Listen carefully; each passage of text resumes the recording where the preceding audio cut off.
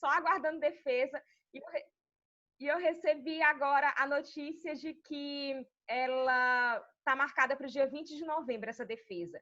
E, para minha grande felicidade, a minha tese de doutorado, eu tive como orientadora lá na Universidade de Coimbra, a professora Alexandra Aragão. Ela é uma grande referência na área de resíduos e o meu tema sempre foi mais abrangente, foi desenvolvimento sustentável, que abrange todas as dimensões desse tipo de desenvolvimento. Mas, por ter sido aluno da professora Alexandra Aragão, eu sempre tive um olhar especial para a seara dos resíduos, né, para a gestão de resíduos. E quando eu voltei ao Brasil, depois dos anos de curso lá, foi justamente quando nós tivemos a promulgação da Política Nacional de Resíduos Sólidos, né, no ano de 2010.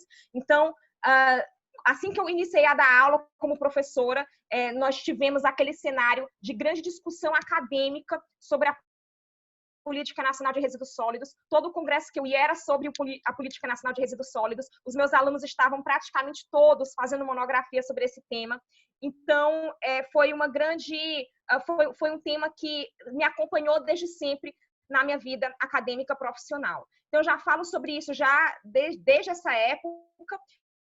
E aqui eu fiz uma espécie de resumo, que a gente tem, acho que a gente pode considerar aí 1 hora, um pouquinho mais de 1 hora, não é? Para fazer esse diálogo, então vai ter que ser bem resumido, mas eu trouxe aqui o que, na minha opinião, deveria ser o foco principal quando a gente fala de resíduos, que é a ideia de transformar resíduos em recursos. A ideia de que resíduos, eles não são lixo, né? Essa palavra lixo, inclusive, na Política Nacional de Resíduos Sólidos, ela é abolida justamente para nos mostrar que o lixo não existe, né? Foi o título que a gente escolheu aqui para o nosso evento. O lixo nunca foi lixo. Não existe o lixo que a gente coloca fora para algum lugar, tipo, joga fora, simplesmente porque não existe o fora. Nós estamos todos dentro de um planeta e tudo que nós lançamos no ambiente continua dentro desse planeta, né? A gente está num planeta como se fosse uma grande espaçonave. Já dizia o Baldwin, um dos autores que eu costumo citar, de que nós estamos dentro da espaçonave Terra. Então, a ideia de que o lixo nunca foi lixo é a ideia que nós devemos aproveitar os resíduos para que eles sejam recursos, para que eles voltem para dentro das cadeias econômicas para se tornarem novamente recursos. E com isso,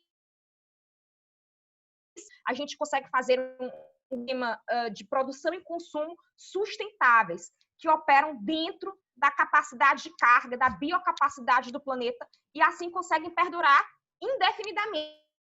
Não tem data para acabar. Como eu sou da área do direito ambiental, muita gente dentro do direito ambiental diz que o desenvolvimento ou o crescimento econômico, né, que é um elemento do desenvolvimento, seriam impossíveis de continuarem ao infinito, porque o planeta tem um limite ecológico. Eu digo que não, que é possível nós termos ao infinito de forma indefinida, ilimitada, tanto crescimento econômico quanto desenvolvimento. Desenvolvimento sendo um conceito mais complexo que abarca crescimento econômico.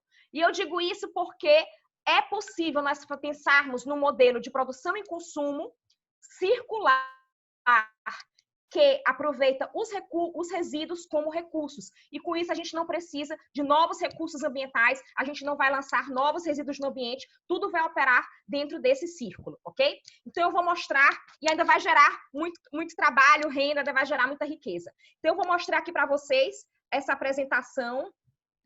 Não é essa, peraí. Aqui.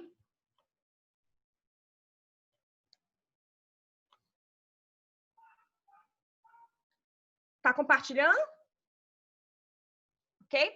Bom, então o lixo nunca foi lixo, ok? Bom, eu costumo brincar na sala de aula quando a gente tinha aulas presenciais, né? Não sei quando é que a gente vai voltar a ter aulas presenciais, mas quando nós tínhamos aulas presenciais, eu costumava brincar com os alunos logo no início desse tema. Geralmente, alguém tinha uma garrafinha PET na sua mão, ali na sua cadeira, né? Então, eu não tenho aqui em casa uma garrafa PET. Então, eu vou brincar que esse copo d'água aqui, tá? Esse copo de vidro, é um copo plástico ou uma garrafa PET. Finjam que é uma garrafa PET, tá ok? Então, vamos lá. Se ele tivesse cheio de água, um copo plástico está cheio de água, eu digo que ele é um copo plástico cheio de água e eu vou beber essa água. Então, eu bebo a água. No momento que o copo plástico termina de ser usado, que eu termino de beber a água, ele continua na minha mão, vazio. E aí eu pergunto para vocês, o que é esse copo plástico vazio na minha mão? Podem responder sem medo. O que é? É um copo plástico ou é lixo? Podem responder, pessoal. Voluntários? Ninguém é voluntário? Não? Então tá. Geralmente os alunos diziam, continua sendo um copo plástico, porque dá para você botar mais água dentro dele. Ok. Então vamos imaginar que eu pego esse copo plástico e jogo na lata do lixo, ok? Na lixeira. Nesse exato momento, esse copo plástico deixou de ser um copo plástico e virou lixo, na concepção generalizada? Vocês querem responder agora? No momento que eu jogo na lixeira, vocês vão olhar para aquele copo plástico como copo plástico ou como lixo? Alguém quer responder? Todo mundo... Lixo, a gente chama de lixo, não é? Pois bem, e o que foi que mudou? Por acaso o copo plástico mudou a sua composição? Por acaso ele mudou a sua morfologia? Alguma coisa no copo plástico mudou? No momento que ele estava na minha mão, para o momento que ele foi para a lata do lixo, alguma coisa mudou nele, no copo plástico especificamente? Acredito que não.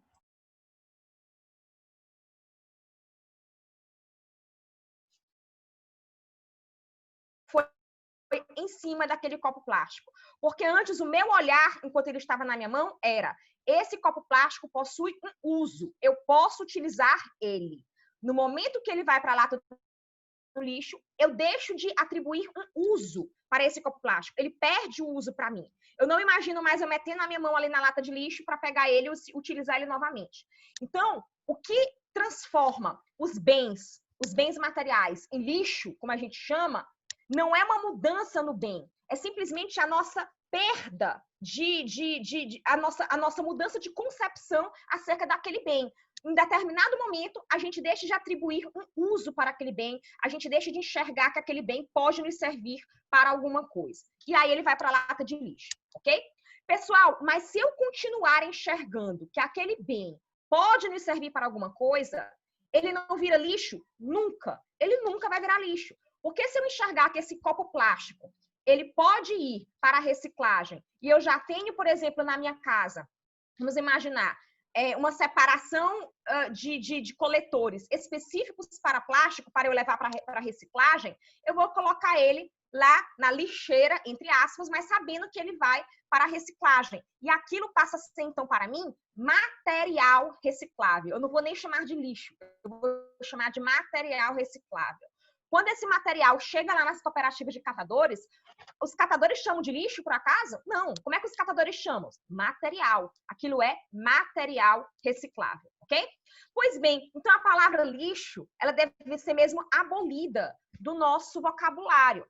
Eu espero que chegue o dia em que absolutamente todos os materiais consigam ser recicláveis, né? Até hoje, ainda existem materiais que a gente não tem tecnologia ou a gente não tem processos de gestão suficiente para reciclá-los. Mas a ideia é que a gente caminhe para conseguir reciclar 100% dos materiais. E aí, quando a gente conseguir isso, nós vamos ter um planeta totalmente sem lixo. Lixo é uma palavra que não vai mais existir, e quando a gente estiver falando com os nossos bisnetos, daqui a sei lá quantas décadas, os bisnetos vão dizer: vovô, bisvovô, bisvovó, o que é essa palavra lixo? A gente vai dizer: ah, meu filho, naquela época, muitas décadas atrás, a gente jogava as coisas fora e enxergava que aquilo não tinha mais nenhum valor. Isso não existe mais, não existirá mais no futuro, ok? Bom, pessoal, e como é que a gente inicia esse processo de criar muito lixo, de pensar, de criar uma sociedade que produz muito lixo para chegar no futuro numa sociedade onde não existe lixo? Como é que esse processo ele iniciou há séculos atrás e ele vai continuar a partir de agora pelas décadas seguintes? Então, fazendo uma análise histórica, há alguns séculos atrás, especificamente no final do século XVIII, nós tivemos o início do crescimento econômico moderno, com a Revolução Industrial. A Revolução Industrial, que iniciou na Inglaterra, ela não modificou a forma como o ser humano, se relaciona com a natureza. O que ela modificou foi a velocidade com que nós tomamos recursos ambientais, que a gente demanda recurso ambiental da natureza, e a velocidade com que nós produzimos resíduos, ok? Foi isso que a Revolução Industrial modificou. Vejam, lá no início, digamos, na pré-história, o ser humano sempre demandou recursos da natureza, produziu alguma coisa com esse recurso e, no final, gerou um resíduo que ele lançou de volta na natureza. Se a gente voltar para a pré-história, vamos imaginar que eu preciso de fogo, certo? Lá na pré-história. Então, eu vou pegar a lenha, vou fazer o fogo é o produto que eu quero, a lenha é a matéria-prima que eu demandei, e aí, daquele produto, vai sobrar um resíduo, que são as cinzas da fogueira. Aquele resíduo eu deixo ali de volta na natureza, ok? Então, a nossa relação, desde que a gente começou a formar sociedades humanas, foi essa. Nós demandamos recursos da natureza, a gente transforma em algo que nos é útil e, no final, sobram resíduos e a gente lança de volta esses resíduos da natureza.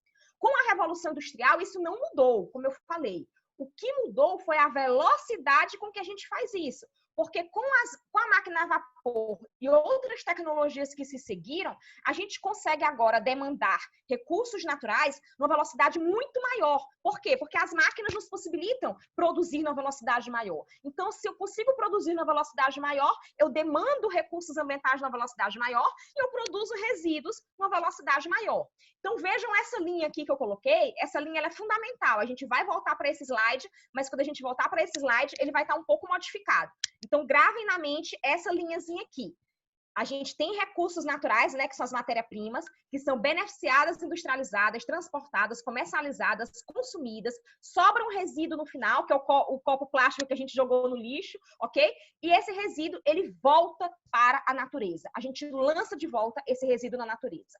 Pode ser um resíduo gasoso, por exemplo, os gases que saem do escapamento dos automóveis, ok?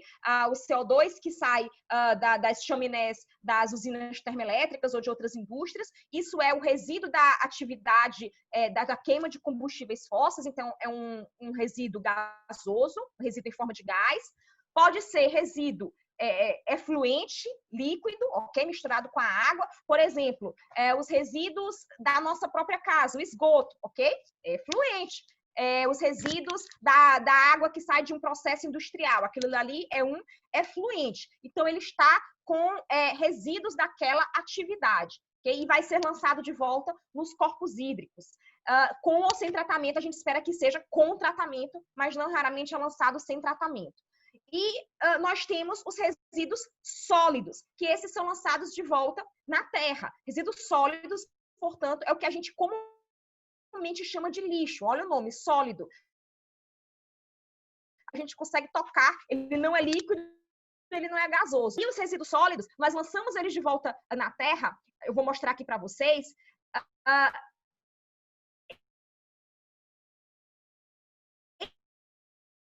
Eles ligam para aterros sanitários, tá? Aterros sanitários eu vou mostrar que são unidades unidades que foram feitas,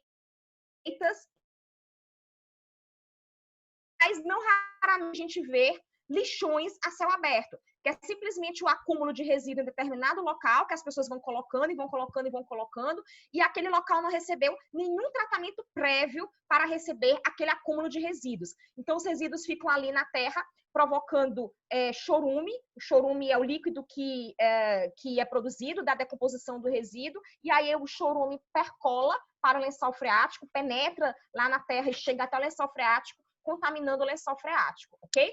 Então, vejam, a partir da Revolução Industrial, nós tivemos uma velocidade cada vez maior de demandar matérias-primas e produzir e lançar resíduos de volta nos sumidouros naturais, nos sumidouros da natureza, ok? E aí, quando eu começo a demandar recursos numa velocidade muito alta, ok? Nessa primeira ponta aqui do slide, quando começa a demandar uma velocidade muito alta, a natureza não consegue repor esses resíduos, esses recursos na mesma velocidade com que eu estou demandando. Inclusive recursos renováveis, como a água. Imaginem, por exemplo, a água do lençol freático. o lençol freático, ele é renovável. Eu estou tirando ali a água e a água está sendo renovada dentro do lençol freático. Mas se eu começar a puxar a água do lençol freático numa velocidade maior do que a água consegue ser renovada ali dentro, se eu furar muitos poços numa mesma área, sem nenhum controle, sem o controle da vazão desses poços e começar a puxar muita água, eu vou deixar de ter água boa, de ter água adequada para consumo naquele lençol freático. Aquele lençol freático vai deixar de ter água propícia, ok? Vai virar uma água salobra. Ou seja, a natureza não consegue repor o recurso na mesma velocidade que eu demando. É a mesma coisa também, por exemplo, de florestas. Florestas são recursos renováveis, porque a árvore cresce, então ela é renovável. Mas ela cresce numa velocidade muito lenta, muitíssimo lenta. Então, se eu chego e derrubo todas as árvores de uma vez, sem esperar que outras cresçam, então aquela floresta deixou de existir. A natureza não conseguiu renovar as árvores na mesma velocidade que eu retirei, ok? E na ponta daqui, na última ponta, se eu estou lançando resíduos numa velocidade maior do que a natureza depura esses resíduos, né, degrada esses resíduos, aí eu gero poluição naquele ambiente, ok? Vejam, as nossas praias de São Luís, a gente passeando pela litorânea, a gente vê as placas lá de praia imprópria para banho, ok? E aí eu pergunto para vocês, a praia imprópria para banho, por conta de resíduos industriais, tipo resíduos tóxicos, aqueles que a gente geralmente imagina como algo que deixa água imprópria para banho, ou ela é imprópria para banho por uma causa muito mais simples, um resíduo muito mais simples, e um resíduo que é até mesmo natural, um resíduo orgânico, ok? O resíduo que sai de dentro de nós, tá ok? As praias de São Luís, então, se vocês souberem a resposta, elas são poluídas, elas são impróprias para banho, tá lá na placa, por qual razão? É por um resíduo industrial ou é por um resíduo orgânico, simples, natural, entre aspas, que é o resíduo os nossos resíduos domiciliares, nossos efluentes domiciliares. O que é que vocês acham? Podem responder. Todo mundo tímido de novo? Pessoal, eu vou passar a apresentação inteira pedindo para vocês responderem, porque eu gosto de aula participativa. Então, quem tiver aí mais coragem, já deixa o microfone no não silencioso, que é para ir perguntando e vocês respondendo, tá bem? Pois bem. Exatamente. Que foi a Aline que respondeu? Foi. Pois bem, as nossas praias aqui, vejam, elas não são impróprias para banho por conta de resíduos industriais, etc. Geralmente a gente imagina poluição como algo que tem a ver com resíduos tóxicos e efluentes tóxicos e tudo mais. Não, são simplesmente resíduos que saem das nossas casas, ok? Resíduos que saem de dentro de nós. Vejam, isso é natural. Por que isso deixa a praia imprópria para banho ser algo natural, ser algo orgânico? Deixa a praia imprópria para banho pelo simples fato de que nós lançamos numa velocidade maior do que os ecossistemas marinhos conseguem depurar. Se fosse numa velocidade pequena, se fosse lançado em baixa velocidade, os ecossistemas da natureza, né, o ecossistema marinho, conseguiria depurar aquilo. Mas como a gente lança em grande velocidade, não consegue ser depurado. E aí, até mesmo resíduos orgânicos, naturais, né, que não são sintetizados em laboratório, são naturais, até mesmo isso se torna uma fonte de poluição, porque a natureza não consegue depurar nessa mesma velocidade, ok? Então, tudo era uma questão de velocidade. A velocidade com que a gente demanda recursos e a velocidade com que a gente lança resíduos de volta à natureza. Pois bem, então como a gente, nos últimos séculos, na verdade, desde a Revolução Industrial, tem cada vez mais aumentado essa velocidade, a velocidade com que a gente demanda recursos e a velocidade com que a gente lança resíduos, nós acabamos por ultrapassar a capacidade de carga do planeta, também chamada de biocapacidade. E o que é a biocapacidade? Ora, é um cálculo que a gente faz para saber qual é a capacidade do planeta, da natureza, de renovar os recursos renováveis e depurar os resíduos, ok? O planeta, ele consegue fazer isso, renovar os recursos e depurar os resíduos, consegue, mas dentro de uma velocidade. E nós já ultrapassamos essa velocidade limite, ok? Então, nós estamos fora da capacidade de carga, da biocapacidade do planeta. Nós estamos com uma pegada ecológica insustentável. Quando eu digo nós, é o planeta como um todo, a média da população da população do planeta como um todo, ok? A pegada ecológica é um cálculo também feito para calcular o quanto que cada um de nós utiliza de recursos ambientais e produz de resíduos e impacta, portanto, o ambiente com o seu próprio estilo de vida. Se eu tenho um estilo de vida que consome mais recursos, ok? Eu vou impactar, por exemplo, eu consumo mais carne vermelha, eu utilizo mais o transporte individual, o meu tipo de energia por conta da área que eu tô, do país que eu tô, é uma energia não renovável. Então, o meu estilo de vida vai impactar mais o planeta do que o estilo de vida de uma pessoa que tem hábitos diferentes ou que vive numa região diferente, que para viver ali ela precisa de menos recursos ambientais. Então, a pegada ecológica mundial hoje, na média, já está ultrapassada, já está além do que o planeta consegue suportar. Claro que eu estou falando de na média, porque a gente tem países cuja pegada ecológica da população daquele país é extremamente alta. Por exemplo, a pegada ecológica de um cidadão norte-americano é de 10 hectares por pessoa, na média. Significa que, na média, cada cidadão norte-americano consome 10 hectares de planeta para sustentar o seu estilo de vida. E a pegada ecológica de um habitante da Somália é 0,4 habitantes por pessoa. Significa que cada habitante da Somália, na média, consome apenas 0,4 hectares para sustentar o seu estilo de vida. Então, existe aí uma grande disparidade entre as pegadas ecológicas dos países, ok? E dentro de um país, entre as pessoas também existem muitas disparidades de pegada ecológica, mas a gente faz esse cálculo mundial só para ter uma ideia do quanto que o planeta como um todo ainda consegue suportar, ok? E aí a gente vê aqui cenários mostrando que nós já estamos além, né, dessa linha preta aqui, que é a linha do 1, ou seja, que é o que o planeta conseguiria suportar. Nós já estamos utilizando mais do que um planeta. Nós estamos utilizando, pessoal, deixa eu olhar aqui. Nós estamos utilizando um planeta, algumas pesquisas mostram um planeta em 30%, outras mostram um planeta e meio hoje, ok? Isso significa que a cada ano,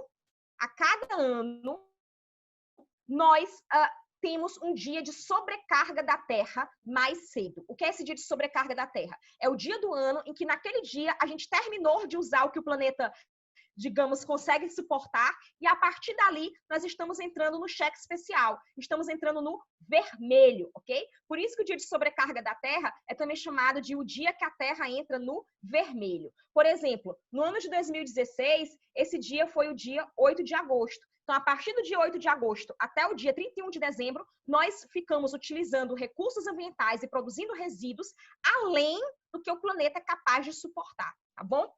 E aí, o dia justamente era esse cartazinho que eu estava procurando. É o dia que o planeta entra no vermelho, ok?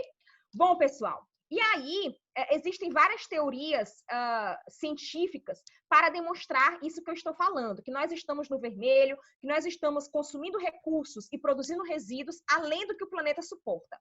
Uma das teorias mais citadas hoje e que eu considero mais completas é a teoria dos limites planetários. O time do cientista Johan Rockström, da Universidade de Estocolmo, é um time grande de cientistas, eles mapearam os principais problemas ambientais do mundo, ok? E sistematizaram esses problemas ambientais e disseram quais desses problemas ambientais são capazes de pôr em risco a vida do planeta, a vida da humanidade no planeta. Não é a vida do planeta, né? Eu sempre digo isso. Não é o planeta em si que está em risco, somos nós, espécie humana, porque o planeta ele se regenera depois. Se a gente provocar um colapso ecológico, pode passar alguns milhões de anos, o planeta se regenera. Quem não se regenera é quem foi embora. Pois bem, então, quais problemas ambientais, do ponto de vista global, colocam em risco a espécie humana, a civilização humana? Porque podem nos levar para uma situação de colapso. E aí, o time do Johan Rockström mapeou 9 problemas ambientais globais. São problemas que eles ocorrem, claro, eles são produzidos, eles são sentidos na esfera local, mas eles têm impactos globais, eles reverberam globalmente. Então, dentro desses 9 limites planetários, a gente tem, por exemplo, a mudança climática, a gente tem a taxa de perda a perda de biodiversidade, a acidificação dos oceanos, etc. E aí, desses 9, 4 problemas, 4 limites planetários já foram ultrapassados, ou seja, já estão fora da zona de segurança, já estão fora da biocapacidade do planeta, ok? Dos 4 que já foram ultrapassados são a mudança climática, a perda de biodiversidade, a acidificação dos oceanos e o ciclo do fósforo e do nitrogênio. E o que é que tudo isso tem a ver com resíduos? Está tudo interligado. Eu já vou mostrar para vocês como é que os resíduos, né, a produção de resíduos impacta na mudança climática, impacta na perda de biodiversidade, impacta em outros limites planetários que ainda não foram ultrapassados na perspectiva global, ainda não são um risco globalmente, mas localmente já provocam muito estrago, já provocam muito impacto negativo, ok? Se a gente pensar em poluição química, por exemplo, globalmente ainda não foi ultrapassado esse limite planetário, mas localmente algumas localidades já estão impactadas e isso afeta a qualidade de vida local, a qualidade de vida da população local, tá? Bom, e aí agora a gente entra propriamente na ideia de resíduos, que eu fiz essa introdução aqui para vocês, para a gente chegar aqui agora. O que são resíduos? A gente volta para aquele mesmo slide que eu apresentei lá no início. Então, resíduos são o descarte, o que sobra, né? Pelo menos não deveria ser, mas é o que sobra depois que nós produzimos algo que tomamos os recursos ambientais, produzimos algo que nos é útil, consumimos aquilo. O que sobra são os resíduos, ok? Às vezes eles sobram antes mesmo do consumo. Às vezes, durante o processo de industrialização ou durante o processo de fabricação de um produto, etc., a gente já vai ter resíduos antes mesmo dele chegar lá no consumo, tá? Mas, bem, o fato é que os resíduos é o que sobra do que nós utilizamos de recursos ambientais. É o descarte. E aí a gente lança de volta esse descarte na natureza, ok? Não deveria ser assim, é o que eu já vou falar para vocês. Mas, por enquanto, toda a nossa economia tem se estruturado dessa forma. Resíduos sendo o descarte, sendo lançados de volta no ambiente. Pois bem, então a sociedade moderna, a sociedade que iniciou desde a Revolução Industrial, com o crescimento econômico moderno, ela é uma sociedade, ao mesmo tempo, de consumo, nos possibilita consumir resíduos. Por quê? Quanto mais eu consumo, voltando aqui para esse slide, mais eu estou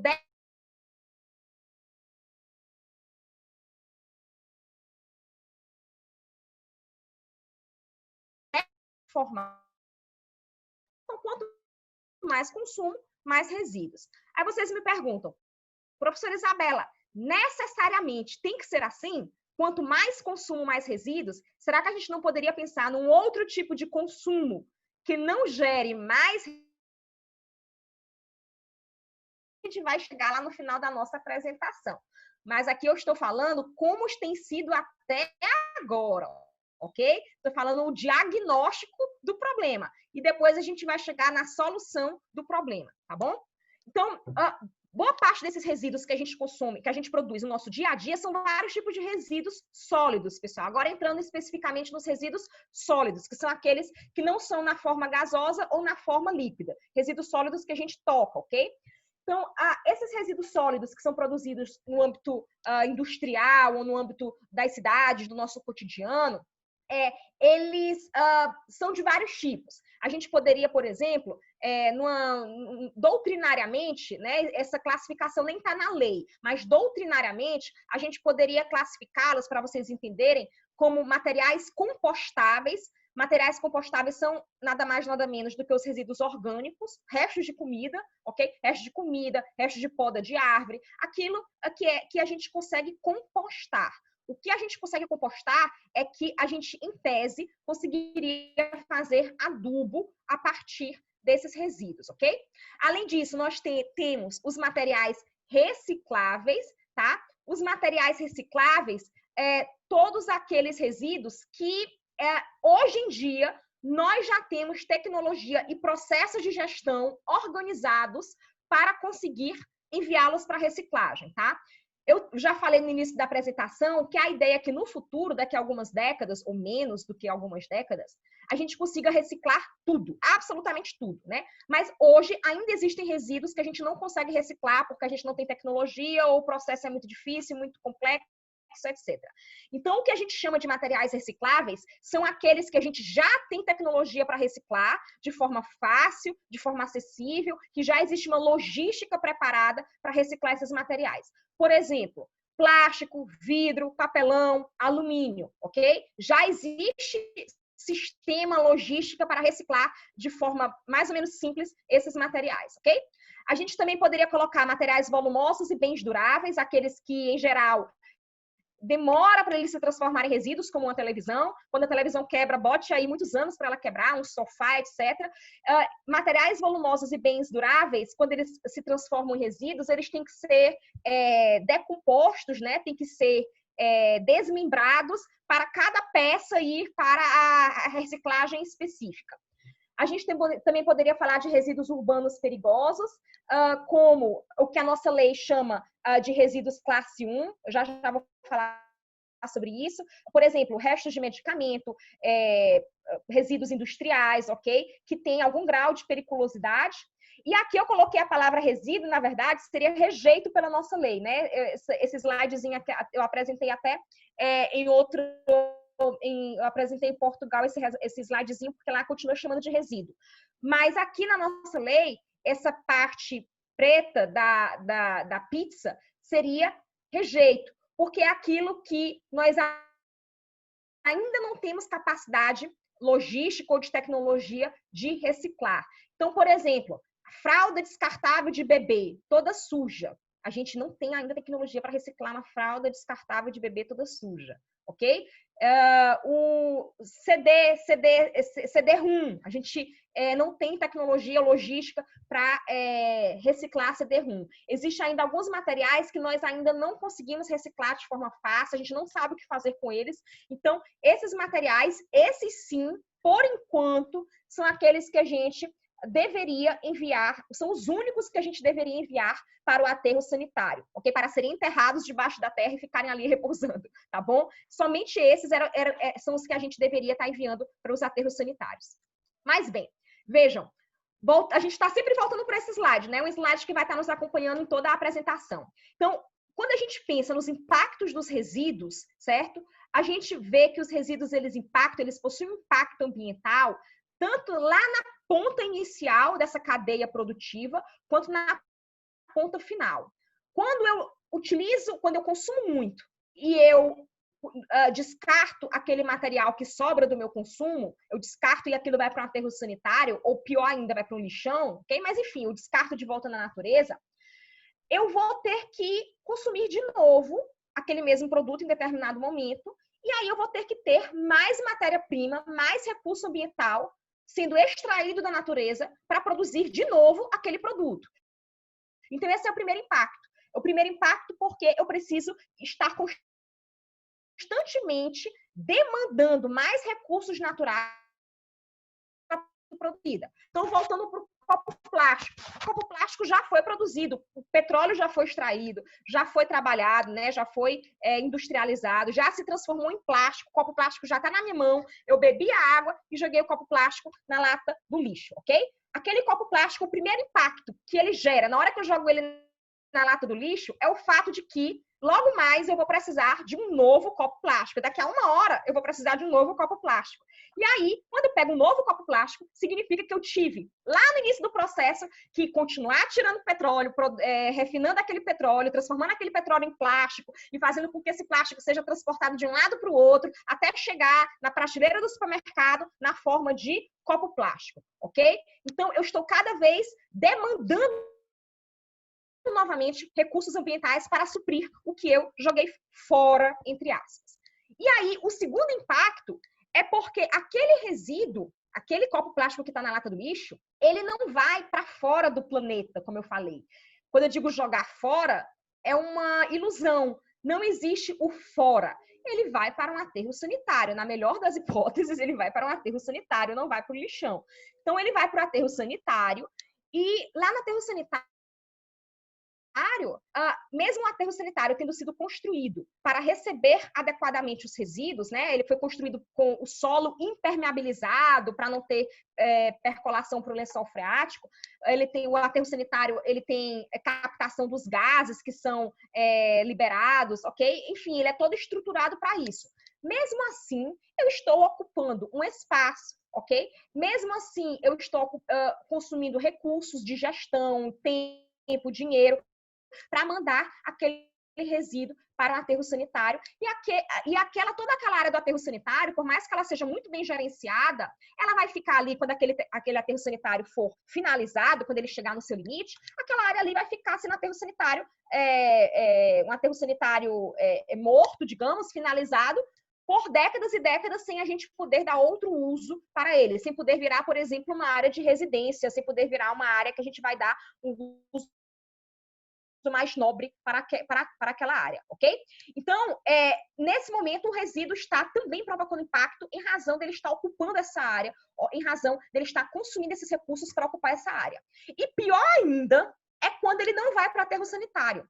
Pior ainda é quando esse copo plástico ou qualquer outro resíduo vai para um lixão a céu aberto, que é aquele local que não foi preparado para receber o resíduo. E aí, quando ele vai para esse lixão a céu aberto, aí é a tragédia.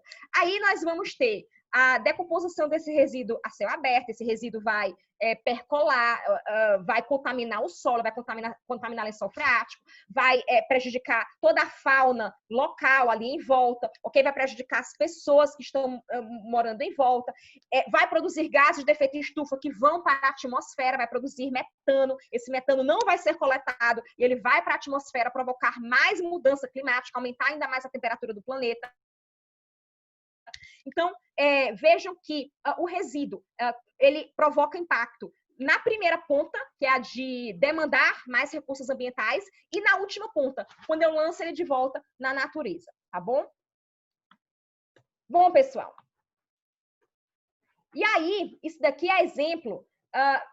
Quando eu falei do aterro sanitário, é a melhor, assim, a hipótese menos ruim, né? Vamos imaginar a hipótese menos ruim é quando ele vai para aterro sanitário. E quando eu falei do lixão, é a pior hipótese. Então, nós temos essas piores hipóteses quando o resíduo ele não vai para o aterro sanitário, vai para o lixão.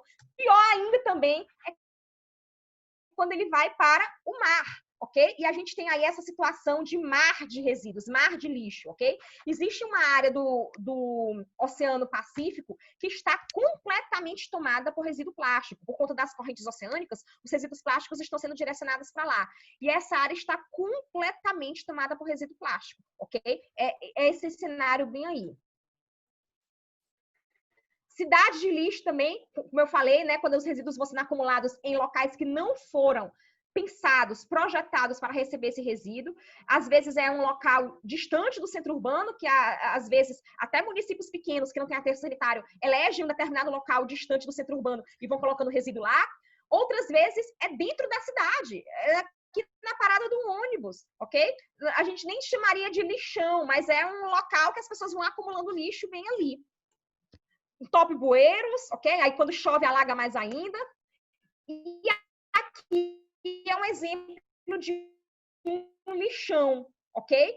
O lixão tem mais ou menos esse visual. Fica esse urubu voando em cima do lixão, os resíduos simplesmente jogados ali, sem nenhum tipo de tratamento, sem nenhum tipo de tratamento prévio ou posterior, ok? Tudo misturado. E o lixão provoca severos impactos ambientais, né? E aí vejam a diferença de um lixão para um aterro sanitário. Vou voltar. Isso daqui é um lixão, isso daqui é um aterro sanitário, ok? Então, vejam, por isso que eu falei que muito pior é quando o resíduo vai para um lixão. Quando ele vai para aterro sanitário, é menos ruim. Eu não digo que é a situação ideal, porque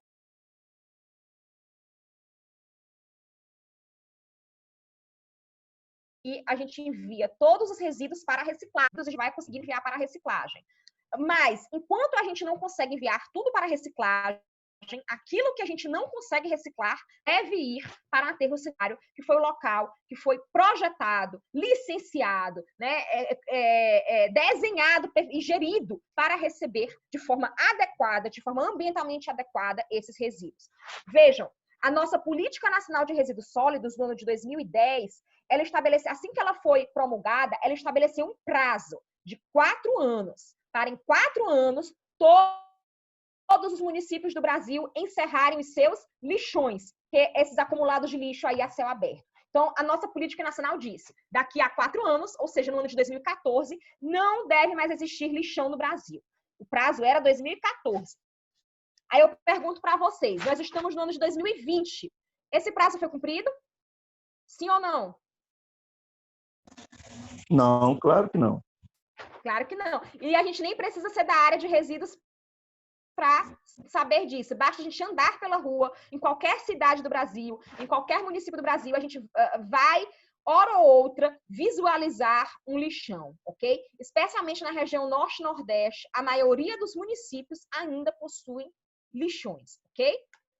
Então, a diferença de um lixão para aterro sanitário, para deixar claro para vocês, aqui é uma figurinha. Aterro sanitário, vejam aqui, que ele tem toda uma preparação do solo, o solo ele é impermeabilizado para impedir que a decomposição do resíduo percole para o lençol freático, né? Desça para o lençol freático. Ele também tem um sistema para captar os gases que saem da decomposição do resíduo. Muitas vezes, inclusive, pode-se queimar esses gases para gerar energia elétrica. Então, a decomposição do resíduo produz muito metano, que é o CH4. O metano, ele é um dos gases que mais provoca a mudança climática. Se o metano vai para a atmosfera, ele está provocando mudança climática. Ele é cerca de 40 vezes mais potente do que o CO2, que é o gás carbônico, no acúmulo de calor, na retenção de calor. Então, ele é um super vilão da mudança climática.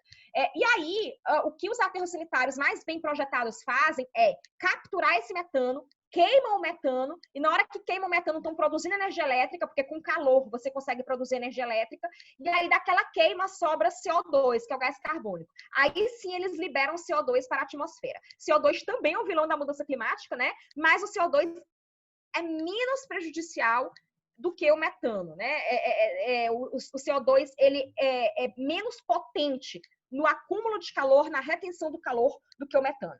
Bom, e aí no aterro sanitário a gente não tem urubu, não tem animal, não tem mau cheiro, não é para ter, tá? O lixão é aqui essa figurinha que está aqui em cima, é quando você não tem nenhum tratamento prévio do solo, nenhum sistema prévio para captar gases, e aí simplesmente vai colocando resíduo ali e todo aquele resíduo se decompõe, percola para o lençol freático, lança gases na atmosfera, fica um mau cheiro horrível. E o aterro controlado é uma figura brasileira, né? É uma figura sui generis do Brasil. O que seria o aterro controlado que algumas pessoas chamam? É quando nós tivemos inicialmente um lixão, ok? Que já começou a se acumular ali desde muitos anos atrás, e aí não tem mais como, digamos assim, tirar todo o lixo que já foi colocado ali, então você vai pelo menos tentar controlar aquele passivo ambiental, aquele resíduo que já foi colocado ali. Você vai fazer um remendo, tentando de alguma forma controlar a percolação para o lençol freático, tentando controlar a emissão de gases, vai fazendo esse remendo aí, uma remediação. Seria o aterro controlado, ok? Bom, pessoal, e aí nós temos aqui um quadro mostrando nas regiões do Brasil quantos aterros sanitários nós temos por região, quantos aterros controlados e quantos lixões. Vamos ver aqui a região Nordeste, que é a nossa região. Na região Nordeste inteira, nós temos 450 aterros sanitários, 505 aterros controlados, e vejam só, praticamente o dobro, né? 839 de lixões. Nós temos no estado do Maranhão um número maior de lixões do que o número de municípios. Nós temos mais de 200 lixões no estado do Maranhão. Isso são dados de estudos, ok? Que já foram divulgados, são públicos, sobre o estado do Maranhão. E essa realidade do Maranhão, na verdade, ela existe na maioria dos estados do Norte e Nordeste do Brasil, ok? O Norte e Nordeste, de uma forma geral, está muito atrasado na boa gestão dos resíduos sólidos. Isso é algo histórico, não é algo de agora, é algo que já vem de muitos anos. Em São Luís, na região metropolitana de São Luís, especificamente, nós temos um aterro sanitário. Não é dentro da ilha, é um aterro sanitário que fica no município de Rosário.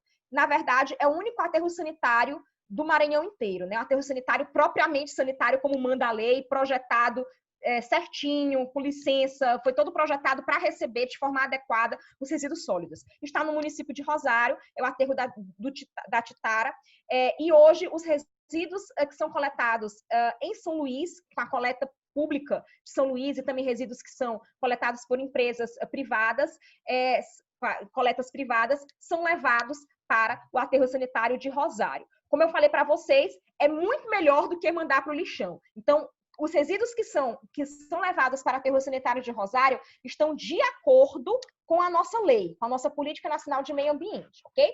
O problema maior hoje, não só no município de São Luís, como no estado do Maranhão e em boa parte do Norte e Nordeste, são os lixões que ainda continuam, os grandes números de lixões que continuam a céu aberto.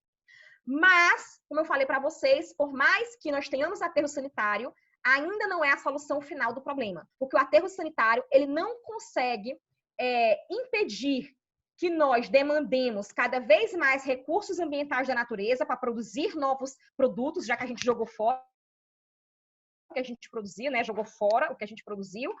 E, ao mesmo tempo, a gente está sempre ocupando mais espaço com aterros sanitários, a gente está sempre gastando dinheiro com aterros sanitários, a gente está enterrando dinheiro nos aterros sanitários, que são os resíduos que poderiam ser recicláveis e acabam não sendo. Então, nós estamos literalmente enterrando dinheiro.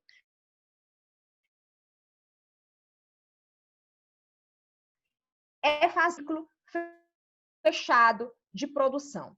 Um ciclo fechado de produção, vejam, ele vai nos permitir reciclar tudo aquilo que a gente consegue reciclar, que a gente já consegue reciclar hoje, ok? Fazendo com que esses resíduos voltem para dentro da cadeia de produção. Os resíduos se tornem recursos. E na hora que os resíduos se tornam recursos, a gente deixa de demandar mais recursos virgens da natureza, mais matéria-prima virgem da natureza, porque eu já tenho a matéria-prima ali que já foi extraída e já está circulando, ok?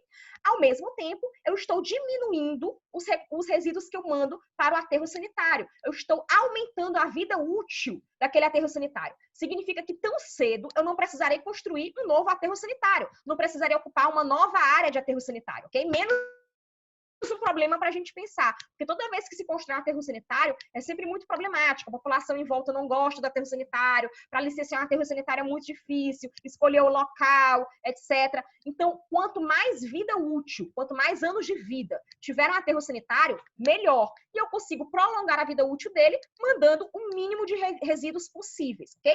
E além disso, quando eu pego esses resíduos recicláveis e jogo de volta dentro da cadeia de produção, eu estou ganhando dinheiro, eu estou gerando renda, eu estou incrementando a economia. Porque todo esse processo de reciclagem, ele vai envolver empresas, vai envolver catadores, vai envolver pessoas individuais, vai envolver riqueza sendo produzida, ok? Sendo gerada. Então, é um sistema que eu costumo dizer de ganha-ganha. Todo mundo ganha. O poder público ganha, as comunidades ganham, as empresas ganham, os catadores ganham, os indivíduos ganham, o planeta, a civilização humana que habita nesse planeta como um todo ganha, ok? A gente só tem a ganhar fazendo um ciclo fechado de produção. E aí, conforme as décadas passem e a gente consiga reciclar 100% dos resíduos, né? Ou reciclar ou compostar, fazer compostagem de 100% dos resíduos, a gente vai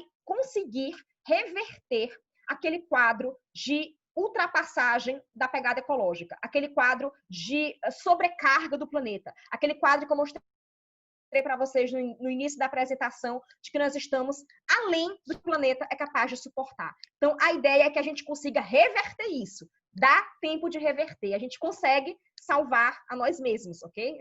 Eu nunca digo salvar o planeta. Se eu disser, vai ser por força do hábito, porque todo mundo fala a expressão salvar o planeta. Mas eu sempre friso, não se trata de salvar o planeta, se trata de salvar nós mesmos, civilização humana, espécie humana que habita nesse planeta, ok? Bom, e aí o ciclo infinito é esse daqui, né? É a mesma coisa que eu coloquei aqui no slide passado, mas aqui ele está bem desenhadozinho. Peguei da Abividro, então tá super bem desenhado. Aqui a professora Isabela, ela escreve os nomes porque ela não tem a habilidade de fazer as figurinhas, mas aí quando ela pega lá da internet, da Abvidro. Aí tem as figurinhas, porque alguém já desenhou, graças a Deus, as figurinhas para mim, facilitou o meu trabalho, tá bom? Então, tem todas as figurinhas aí, desde a matéria-prima, aí vai para a indústria, não sei o que, e volta para, é consumido e aí volta para a indústria para ser triturado e ser transformado novamente no recurso para aquele processo industrial, ok? Pessoal, e às vezes o resíduo, quando ele é reciclado, ele não necessariamente tem que voltar a ser o primeiro produto que o primeiro produto que ele foi transformado. Por exemplo, garrafa PET, né? O petróleo era matéria virgem, o petróleo foi transformado no plástico, que foi transformado na garrafa PET. Quando aquela garrafa PET vai para a reciclagem, não necessariamente ela tem que ser transformada numa nova garrafa PET. Pode até ser, mas ela pode ser transformada em outro produto totalmente diferente. Pode ser transformado em uma camiseta, em malha. Muitas malhas hoje são malhas tecido feitos de garrafa PET. Claro que não é a garrafa PET, assim, simplesmente você joga ela no local e derrete ela, tem todo um processo industrial para transformar aquela garrafa PET numa fibra de tecido, numa malha, ok? Bom, e aí, os objetivos da nossa Política Nacional de Resíduos Sólidos seriam esses aqui, são esses aqui. Na verdade, nossa Política Nacional de Resíduos Sólidos até coloca lá no início um objetivo que ela chama assim, não geração, que seria não gerar o resíduo. É o objetivo, portanto, da gente tentar ter um consumo mais consciente, um consumo de produtos mais consciente, para que a gente não gere o resíduo. Porém, eu considero que esse objetivo da não geração é a mesma coisa do objetivo da redução, o objetivo de reduzir a quantidade de produtos gerados, ok? Então, por isso que eu só costumo colocar reduzir, reusar, reciclar, aproveitamento energético e disposição final. Então, reduzir, reusar, reciclar são aqueles objetivos que são ótimos para slogan. Você já deve ter visto, inclusive, slogans com os 3 R's, né? Reduzir, reusar, reciclar. Em inglês, reduce, reuse, recycle, né? Tem até música, acho que é de algum cantor aí pop, que tem o nome da música é Reduce, Reuse, Recycle, os 3 R's, tá? Então, a ideia do primeiro objetivo que seria reduzir. Eu consigo reduzir a produção de resíduos quando eu deixo, por exemplo,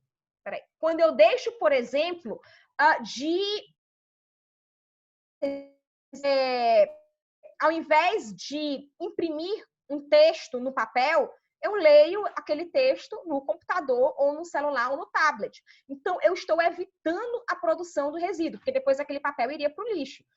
Lixo, né? Entre aspas. Depois aquele papel iria para a lata da lixeira. Então, eu estou evitando produzir um resíduo quando eu tomo essa atitude. O reusar seria aquilo que eu já usei, eu até já imprimi o papel, mas eu vou reusar esse papel várias vezes. Então, eu já imprimi, mas agora a face oposta do papel está branquinha, então eu vou recortar esse papel e fazer cadernozinhos. Muitas empresas fazem isso, né? Fazem os cadernozinhos de papel.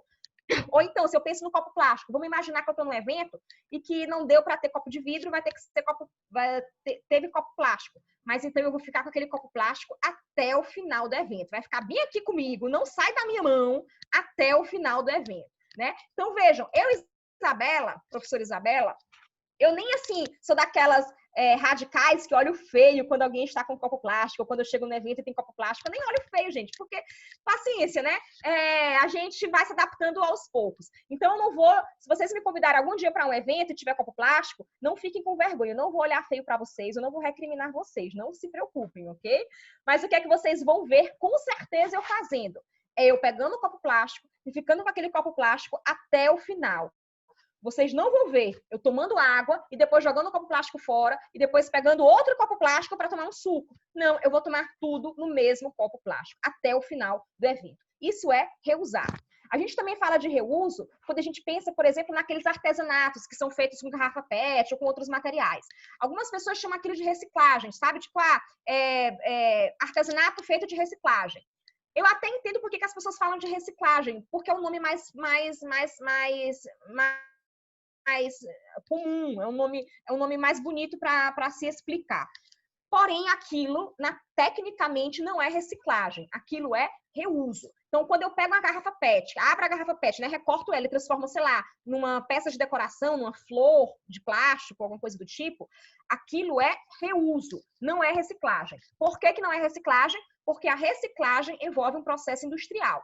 Na reciclagem, eu vou pegar a garrafa PET e mandá-la para a indústria de reciclagem, onde ela vai ser triturada, derretida e transformada em uma nova garrafa PET ou em outro produto ou numa malha, ok? Pois bem, então a reciclagem envolve o processo industrial, tá bom? A reciclagem é o que consegue ter muita escala. O reuso, por exemplo, fazer artesanato é muito positivo, eu acho que é muito positivo simbolicamente, nos passa uma simbologia muito positiva, é necessário em termos de educação ambiental, e eu digo também que é muito necessário até para as próprias pessoas que estão utilizando aquele material como matéria-prima, né? Aquele resíduo como matéria-prima, para elas não terem o gasto, o custo de comprar matéria-prima virgem. Então, elas estão aí tendo uma economia de matéria-prima. Elas estão utilizando o resíduo como matéria. Então, é muito positivo em todos esses aspectos. Porém, quando a gente fala de gestão de resíduos na macroescala, para ter... para essa gestão de resíduos funcionar na macroescala, para ela ter um impacto em macroescala, a gente tem que envolver a reciclagem industrial, porque aí eu consigo pegar uma quantidade imensa de resíduos e aí sim enviar para as indústrias para elas serem recicladas. Porque uma grande quantidade de resíduos, vamos imaginar, todas as garrafas PETs utilizadas dentro de uma cidade não conseguem ser transformadas em artesanato. Okay? Uma pequena parte delas sim, e é muito bom que seja transformada. Mas todo aquele resto vai ter que ser enviado para a indústria de reciclagem se a gente não quiser enviar para o aterro sanitário. Então, o que dá escala, o que consegue dar escala é a reciclagem, tá bom? E aí, aproveitamento energético seria a ideia de que nós vamos queimar alguns resíduos, e alguns resíduos eles têm que necessariamente serem queimados, receberem tratamento térmico, porque são resíduos perigosos. Por exemplo, os resíduos hospitalares têm que ser incinerados, né? Mas não incinerados de qualquer jeito, não é você jogando ali e tocando fogo, não é de qualquer jeito. Tem que ter uma central de incineramento desses resíduos própria para fazer isso. A gente tem, por exemplo, centrais de incineramento aqui em São Luís de empresas que projetaram, que construíram essas centrais de incineração próprias para incinerar resíduos perigosos. Então, a nossa lei exige que alguns resíduos sejam incinerados, e aí dessa incineração pode-se, não é obrigatório, mas pode-se aproveitar o calor gerado dessa incineração para produzir energia elétrica. A energia elétrica, ela pode ser produzida a partir de qualquer coisa que gere calor, né? Uma termoelétrica, por exemplo, nada mais é do que a geração de calor a partir de combustíveis fósseis, a partir do carvão, por exemplo. Aí você gera calor e aquele calor faz a água evaporar, o vapor da água faz a turbina, uma turbina rodar, o vapor da água, com a força do vapor, a turbina roda, e na hora que a turbina roda, você tem a produção de energia elétrica, é fazer a turbina rodar. Na hora que a turbina rodou, criou-se energia elétrica. Então, eu posso, a partir de qualquer coisa que gere calor, produzir energia elétrica, porque é o mesmo sistema. Eu vou aquecer a água, vai gerar vapor, e aquele vapor vai gerar uma turbina, tá ok? Lá na Europa, inclusive, eles fazem muito aproveitamento energético, porque tem muitos resíduos que eles queimam, e aí dessa queima, eles queimam de forma controlada, não é de qualquer jeito, é de forma controlada, e aí, a partir dessa queima, eles geram calor para produzir energia elétrica, ou às vezes eles nem produzem diretamente energia elétrica, mas com aquele calor, eles já distribuem o calor mesmo, o vapor quente, para casas, quando já tem um sistema interligado, para as residências no inverno, porque as residências ficam quentinhas no inverno, tá bom? Bom, e aí, de tudo que nós não conseguimos reduzir, reusar, reciclar, ou a gente não queimou, a gente não incinerou, aí sim a gente vai enviar aquele resto que a nossa Política Nacional de Resíduos Sólidos chama de rejeito, é o que a gente não conseguiu reciclar de jeito nenhum, é o rejeito. Então, a gente envia esse rejeito para o aterro sanitário, ok? Então, hoje em dia, o que deveria ir para o aterro sanitário é só e somente o rejeito. É aquilo que a gente não tem processo, que a gente não tem logística, que a gente não tem como reciclar. Para todos os outros materiais que a gente consegue reciclar, esses materiais deveriam ir para a reciclagem, deveriam voltar para dentro da cadeia produtiva, ok? E aí, essa figurazinha aqui, ela é muito boa porque ela mostra o ciclo fechado de produção, mas ela é um ciclo fechado de produção adaptado para a nossa realidade brasileira. A nossa realidade mundial, na verdade, que não tem nenhum país do mundo que hoje consiga reciclar 100% dos resíduos. Não tem. Apesar de alguns já estarem aí bem avançados, ainda não tem. Então, hoje, a gente ainda tem que trabalhar com algum percentual que não consegue ser reciclado, né? Que vai para o aterro sanitário, que vai ser incinerado ou que vai para o aterro sanitário. Então, essa figura aqui, ela nos mostra que um pedacinho sai do círculo, né? Um pedacinho ainda continua saindo do círculo e vai ter o seu destino final. É o que a nossa lei também chama de destinação final ambientalmente adequada. Ambientalmente adequada tem que ser incineração para os resíduos que são, por lei, incinerados ou o aterro sanitário. Jamais, jamais um lixão a céu aberto, ok? E aí, todo o resto fica circulando aí eternamente dentro da cadeia, dentro da economia circular, dentro dessa cadeia de produção circular, ok? E aí, lá no futuro, quem sabe, daqui a algumas décadas, a gente vai conseguir reciclar ou compostar tudo. Não vai sair nada, a gente não vai ter nenhuma perda para fora do sistema. Na Europa, inclusive, a minha orientadora, a doutora Alexandra Aragão, ela, como eu falei para vocês, ela é uma das maiores referências do mundo, né? Não só da Europa, mas do mundo, nessa área de resíduos. E ela tem um trabalho chamado Aterro Sanitário Zero, em que ela diz que os aterros sanitários são uma espécie em extinção. Isso ela está falando da realidade da Europa, né? Os aterros sanitários são uma espécie em extinção porque lá todas as políticas públicas relacionadas a resíduos são no sentido de não mais terem aterros sanitários. Mas por quê? Porque eles vão enviar para um lixão? Claro que não. Não vai ter mais aterro sanitário porque o esforço é para enviar tudo para reciclagem. Para reciclagem ou para compostagem, né? O que é orgânico vai para a compostagem, o que é material reciclável, né, de indústria vai para a reciclagem. Então, todas as políticas públicas têm um esforço, têm um objetivo de enviarem tudo para compostagem ou reciclagem. E aí, a ideia, portanto, é que o aterro sanitário torne-se uma espécie em extinção. Deixe de existir daqui a algumas décadas, porque não teria mais o que enviar para aterro sanitário. Aqui no Brasil, como a gente está uns passos atrás nessa gestão de resíduos, principalmente no Norte e Nordeste, a gente ainda está tentando fazer com que os resíduos sejam encaminhados pelo menos para o aterro sanitário e não mais para o lixão, né? A nossa Política Nacional de Resíduos Sólidos colocou como objetivo, vejam bem, acabar com os lixões. Então, o que a nossa Política Nacional de Resíduos Sólidos está dizendo é que nós queremos aterro sanitário. Lá na Europa, eles não querem mais aterro sanitário. Aqui a gente quer. Mas por quê? Porque aqui a gente ainda tem lixão. Então, enquanto a gente ainda tiver lixão, a gente ainda vai, pelo menos, precisar enviar para o aterro sanitário. Mas a ideia é que cada vez menos a gente envie para aterro sanitário e consiga, então, fazer com que os resíduos circulem dentro da cadeia, tá bom? Bom, pessoal, e aí eu trouxe aqui uma figurinha de um filme que eu adoro, Perdido em Marte. Esse filme, quem já viu esse filme? Participe aqui um pouquinho. Quem já viu o filme Perdido em Marte? Quem foi que falou? Eu. Aline. Aline, mas alguém falou também. Bianca. A Bianca. Pessoal, esse filme Perdido em Marte, eu adoro esse filme, eu amo esse filme. É um filme super positivo, é uma ficção científica, mas uma ficção científica que dá para ser real, né? Não é ficção científica mirabolante, dá para ser real. Se passa daqui a poucas décadas, né? Um planeta Terra daqui a poucas décadas. E é uma ficção científica que mostra um futuro bonito, um futuro positivo. E eu sempre gosto de trabalhar com a ideia de que a gente tem o potencial de construir o futuro, de construir uma sociedade melhor e, portanto, um futuro positivo, um futuro bom, está ao nosso alcance, está ao alcance das nossas mãos. Basta a gente agir em prol disso. A gente precisa agir. Se a gente ficar parado de braços cruzados, nada acontece, mas a gente precisa agir em prol desse futuro positivo.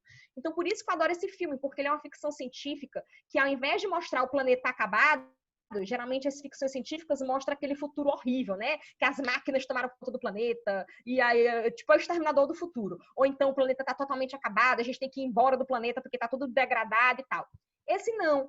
É um planeta que está sadio, que as pessoas estão conseguindo resolver os problemas, os principais problemas da humanidade, digamos assim, e aí agora a civilização humana tem até tempo, recursos e disponibilidade para focar em objetivos mais ambiciosos, objetivos comuns à humanidade, por exemplo, uma exploração espacial para a gente ir além das nossas fronteiras do planeta. E aí eles enviam um time de astronautas para Marte, né, para fazer uma experiência em Marte, uma experiência inicial em Marte. E aí esse astronautazinho do filme, que é o Matt Damon, ele sofre um acidente e aí toda a equipe vai embora de Marte achando que ele está morto e ele acaba ficando em Marte e ele está vivo, né? E aí ele fica dentro desse habitat aí, dessa tenda aí que eles construíram, e dentro dessa tenda tudo é reciclado. O ar é reciclado, a água é reciclada. Então a tenda ela foi projetada para receber os astronautas durante algum tempo,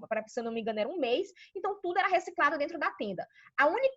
Imitando os ecossistemas terrestres, imitando o planeta Terra, que recicla a água, que recicla o ar, etc. A única coisa que não era reciclada dentro da tenda era a comida. Então, eles levaram uma quantidade X de comida que era para dar exatamente aquele um mês, ok? Porém, como ele ficou sozinho aí, perdido em Marte, e vai ter que passar aí um ano esperando resgate, a comida não vai dar. Ele vai precisar de mais comida. Okay? E a comida era a única coisa que não estava prevista para ser reciclada, era uma quantidade limitada de comida. Então, o que é que ele pensa? Eu vou plantar comida, ok? E aí, uma das comidas que tem lá é batata. E aí ele resolve, então, plantar a batata. Então, ele pega solo de Marte, coloca um pouco de solo de Marte dentro da tenda, né? Dentro da tenda lá que imita a atmosfera terrestre. E ele diz, ok, eu já tenho a terra, eu já tenho a batata. Está faltando alguma coisa para essa batata crescer. O que é que está faltando? Adubo. Ops, eu não tenho adubo. Eu não tenho adubo, as bactérias, né, que fazem a fertilização do solo e tal. Eu não tenho isso. Ninguém imaginou que eu precisasse plantar batatas em Marte. E agora, de onde é que eu vou tirar esse adubo? E eu pergunto para vocês, as meninas que já viram o filme não falam. De onde foi que ele tirou esse adubo, pessoal? Alguém, voluntário, diga de onde foi que ele tirou o adubo. Ninguém vai adivinhar de onde foi que ele tirou o adubo, gente. É simples. Pense num sistema fechado de produção. O adubo estava ali dentro da tenda, em algum lugar. Ele teve que tirar adubo de algum lugar. De onde foi que ele tirou o adubo? Professora. Sim? Dele mesmo. Muito bem. Quem foi que falou? Vitória. Eu não assisti o filme, não. Muito bem, Vitória. Dele mesmo. O adubo veio de dentro dele. Eu não preciso dizer. Eu preciso dizer, pessoal, como foi que ele tirou dele mesmo o adubo? Vocês entendem? Sim ou não? Gente, voluntários, pelo menos digam sim ou não. Sim, Precisa não. Muito obrigada. Número 2. Ok, vocês não vão me forçar a falar isso aqui pelo Zoom, né? Pois bem. Então, ele tirou o adubo dele mesmo. Então, vejam o ciclo fechado de produção. Ele come a batata, no intestino dele, essa batata, no estômago e intestino, essa batata é digerida. Quando sai na forma de, entre aspas, adubo, ok? Aquilo dali é uma matéria-prima de adubo. Não é o adubo já perfeito, mas é a matéria-prima do adubo.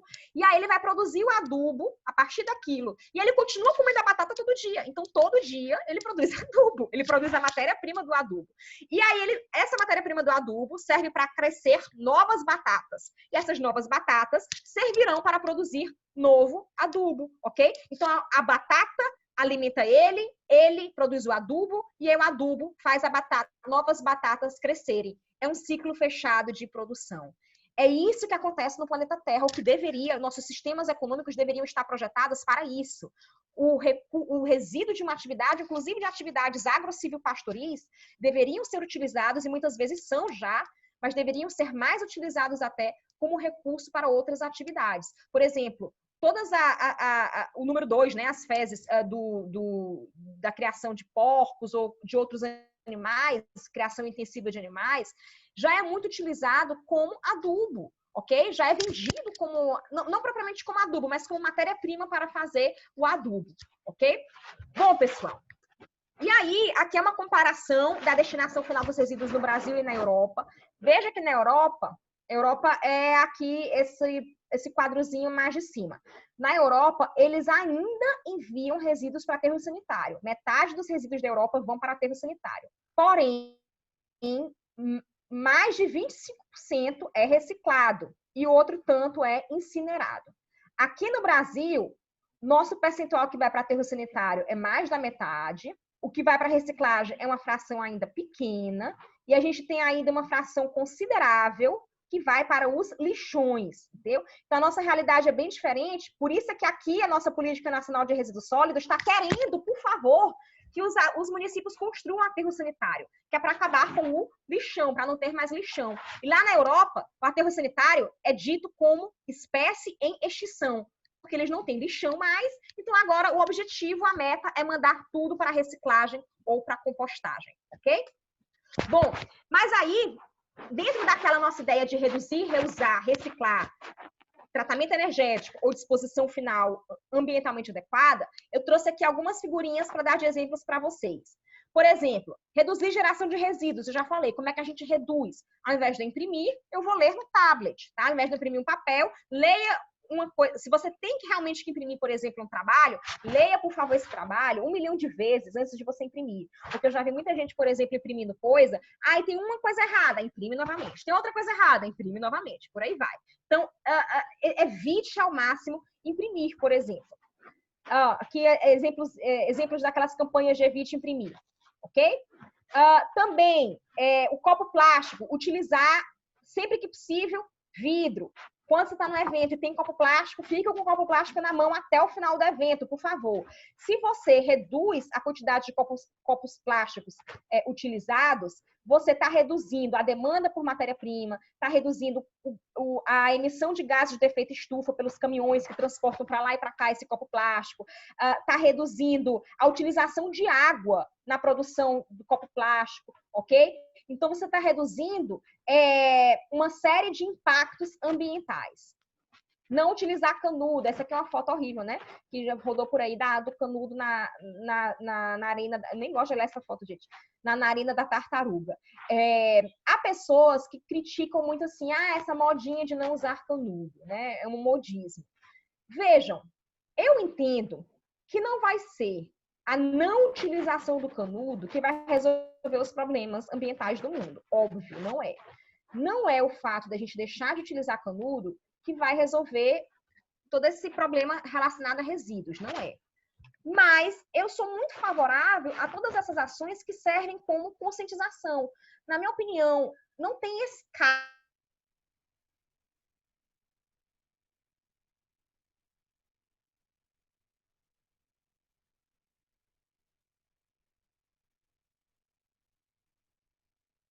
um segundo que aquele canudo, por exemplo, plástico que agora é proibido, ok? Ele foi proibido porque ele iria para o mar, ele iria entupir a narina de alguma tartaruga, ou ele, enfim, iria se decompor.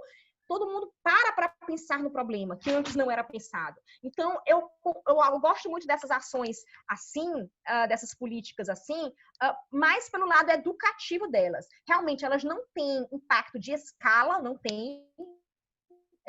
A escala é muito pequena em termos de resolução do problema, mas elas têm uma escala de educação ambiental, de conscientização da população, ok?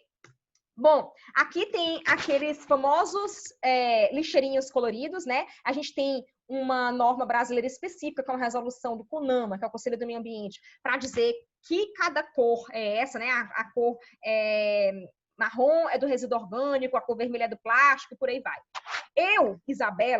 Professora Isabela, entendo que, como a gente aqui no Brasil está muito atrasado, assim, está muito incipiente ainda no descarte e coleta seletiva, eu entendo que seria melhor até se a gente não trabalhasse com todas essas cores, minha opinião.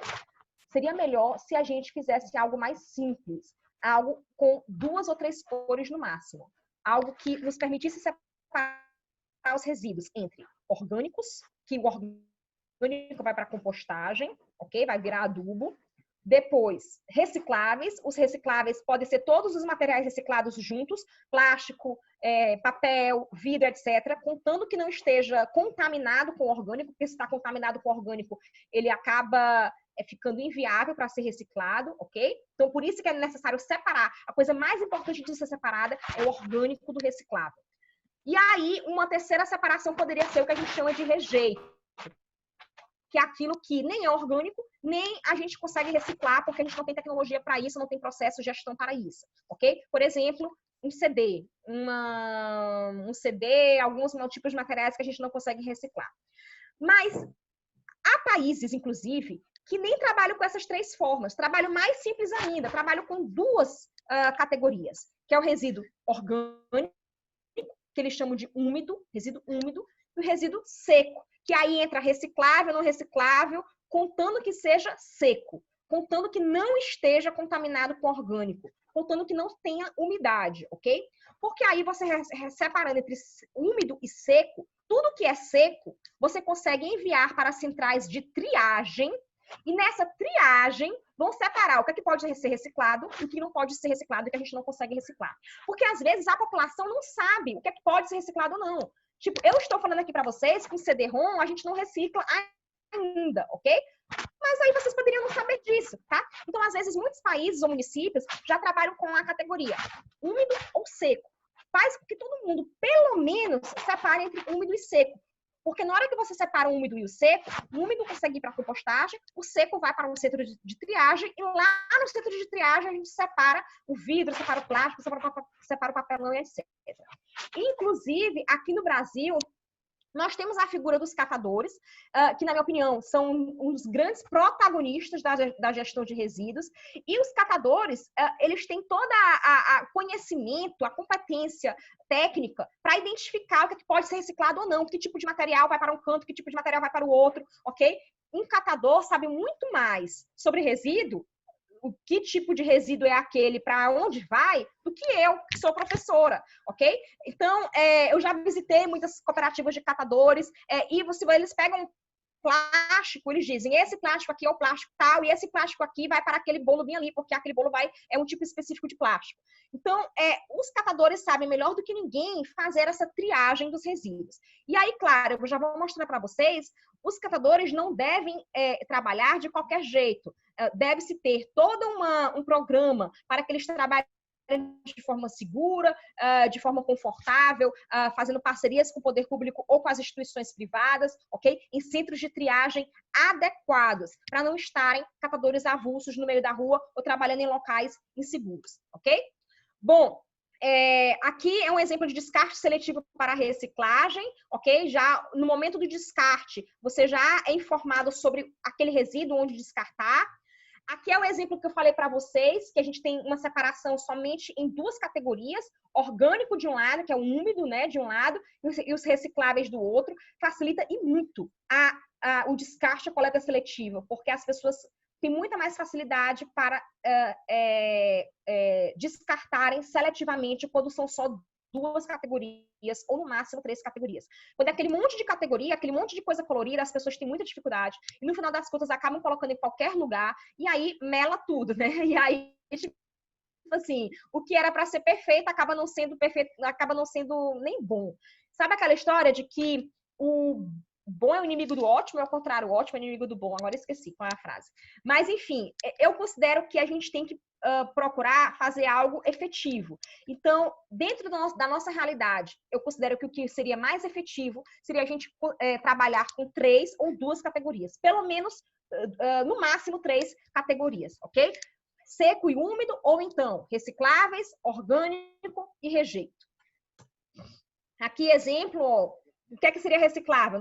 No caso de plástico, tampa é reciclável, pote, garrafa, etc. E o que é que não é reciclável, porque a gente ainda não tem tecnologia ou gestão, etc., para reciclar?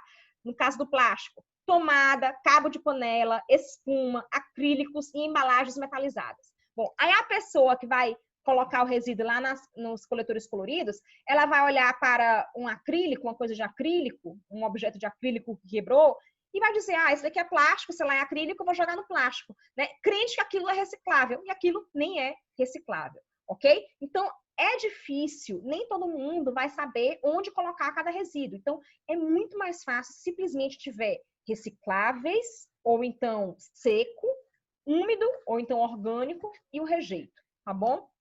A logística reversa é a ideia que alguns produtos, obrigatoriamente, por lei, a nossa política nacional diz isso, que alguns produtos, obrigatoriamente, depois que eles são consumidos, o consumidor tem que levar de volta lá onde ele comprou, e depois o comerciante tem que mandar de volta na verdade, não é nem o comerciante que manda de volta, é a indústria que manda pegar de volta aquilo. Por exemplo, pneu de carro. Você não pode jogar pneu de carro em qualquer local, entendeu? Então, se o seu pneu de carro quebrou, furou, etc., está imprestável, você tem que levar de volta o pneu de carro, a bateria do carro, para onde você comprou, e lá eles vão enviar de volta para a indústria que vai dar a destinação adequada, vai enviar para reciclagem ou dar uma outra destinação adequada, ok?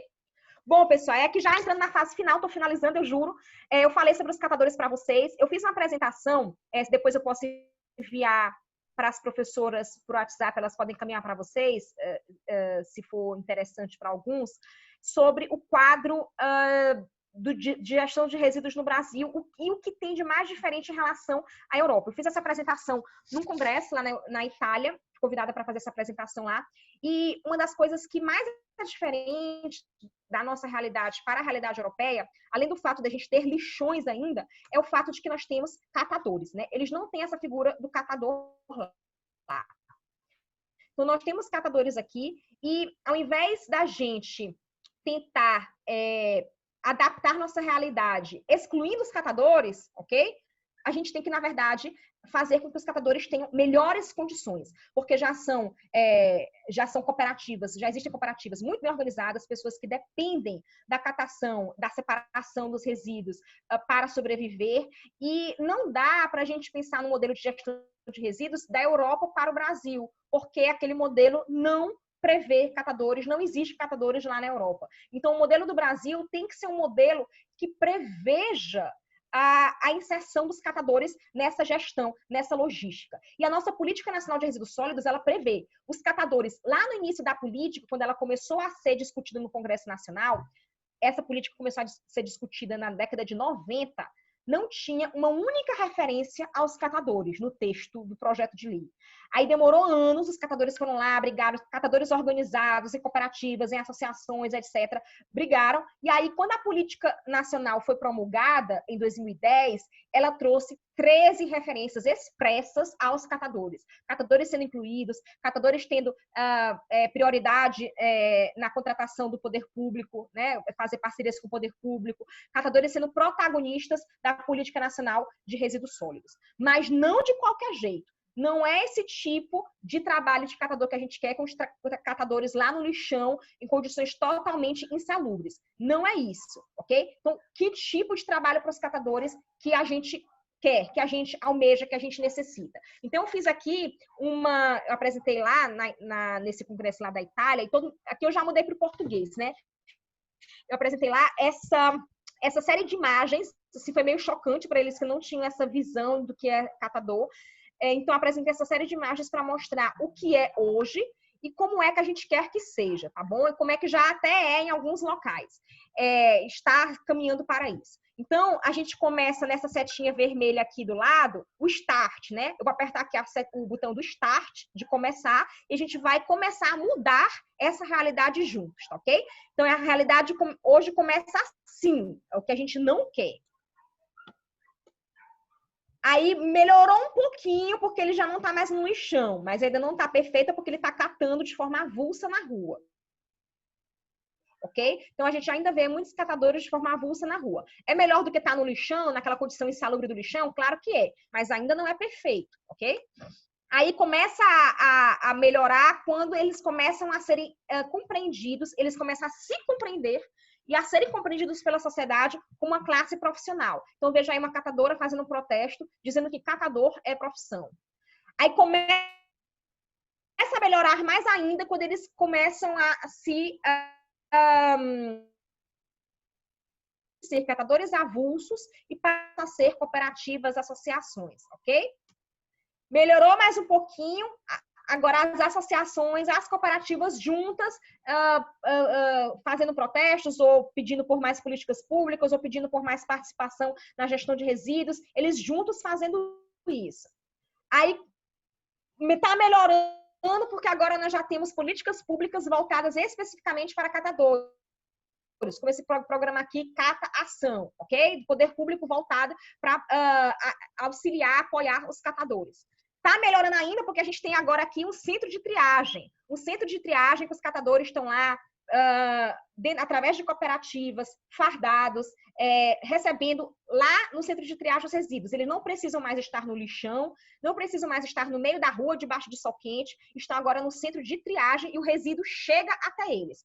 Mas ainda não está perfeito, não está perfeito. Por quê? Porque o resíduo que está aqui nessa esteira, vocês estão vendo que é um resíduo todo misturado. Está misturado orgânico com reciclável, está tudo misturado. Vai ficar perfeito quando for assim, ok? Assim, tá nessa esteira só e somente resíduo seco, resíduo reciclável. E aqui, a cooperativa dos catadores está separando o que é plástico para um lado, o que é vidro para o outro, o que é tipo de plástico diferente, um para cada lado, ok? Aí sim, a gente tem um cenário adequado, um cenário digno para toda essa classe profissional que já surgiu e já está consolidada no Brasil, que é a classe profissional dos catadores, ok? Aí aqui, por exemplo, a gente já tem o Movimento Nacional dos Catadores, ok? Algumas frasezinhas de efeito, como coleta seletiva sem catador é lixo. São frases de efeito que eu coloquei. Eu reciclo e você? Um catador faz mais do que o ministro do Meio Ambiente. Essa foto eu peguei no ano de 2015, tá? Faz tempão, só para deixar claro que eu peguei essa frase. Qualquer coincidência é mera coincidência. E aí, aqui já é arte envolvendo catadores. Vejam, os catadores já estão tão reconhecidos em diversos meios que eles já se tornaram protagonistas, objeto de arte, ok? A gente tem um documentário chamado Lixo Extraordinário, um documentário que ganhou diversos prêmios. É um documentário apresentado pelo artista plástico brasileiro Vic Muniz. O Vic Muniz, durante 2 anos, acompanhou os catadores que fazem catação no aterro sanitário de Gramacho, no Rio de Janeiro, acompanhou a vida desses catadores, a profissão desses catadores e fez um documentário contando a história desses catadores. E cada um desses catadores, ele pediu para eles posarem para serem artistas de um trabalho artístico do Vic Muniz. O Vic Muniz, ele trabalha com quadros que foram feitos a partir de materiais.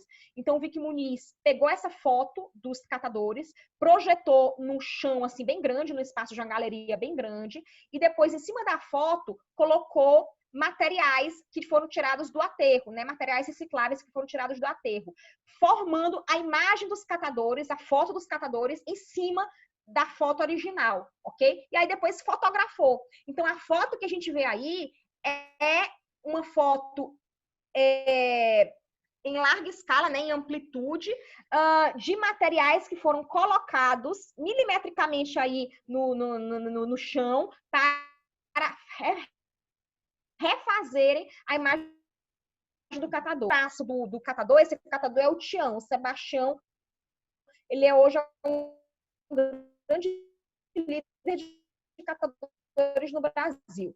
Tem uma tampa de vaso sanitário, vocês estão enxergando? Só para vocês terem uma ideia da escala, né? Dos materiais que estão aí fazendo a foto. Enxergaram a tampa do vaso sanitário? Sim ou não, pessoal? Gente? Sim, sim professora. Ok, obrigada. Aí aqui é o Tião. O Tião que eu falei para vocês, ele é hoje um grande líder do Movimento Nacional de Catadores, ok? Alguns artistas falando eu sou catador. Programas de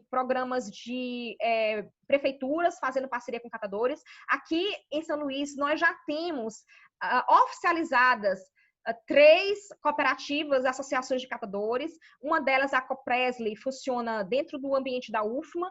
Nós temos outra que é a Ascamar, que funciona no centro. Essas cooperativas, elas têm algumas parcerias com o poder público, mas ainda funcionam de forma muito precária. Ainda não tem um centro de triagem para elas. Catadores vão assumir gestão do lixo reciclável. Aí, empresas também fazendo projetos, associações diretas com cooperativas de catadores também é possível, porque as empresas diretamente, nem precisam do poder público, as empresas diretamente podem chegar e fazer parcerias com as cooperativas de catadores, ok?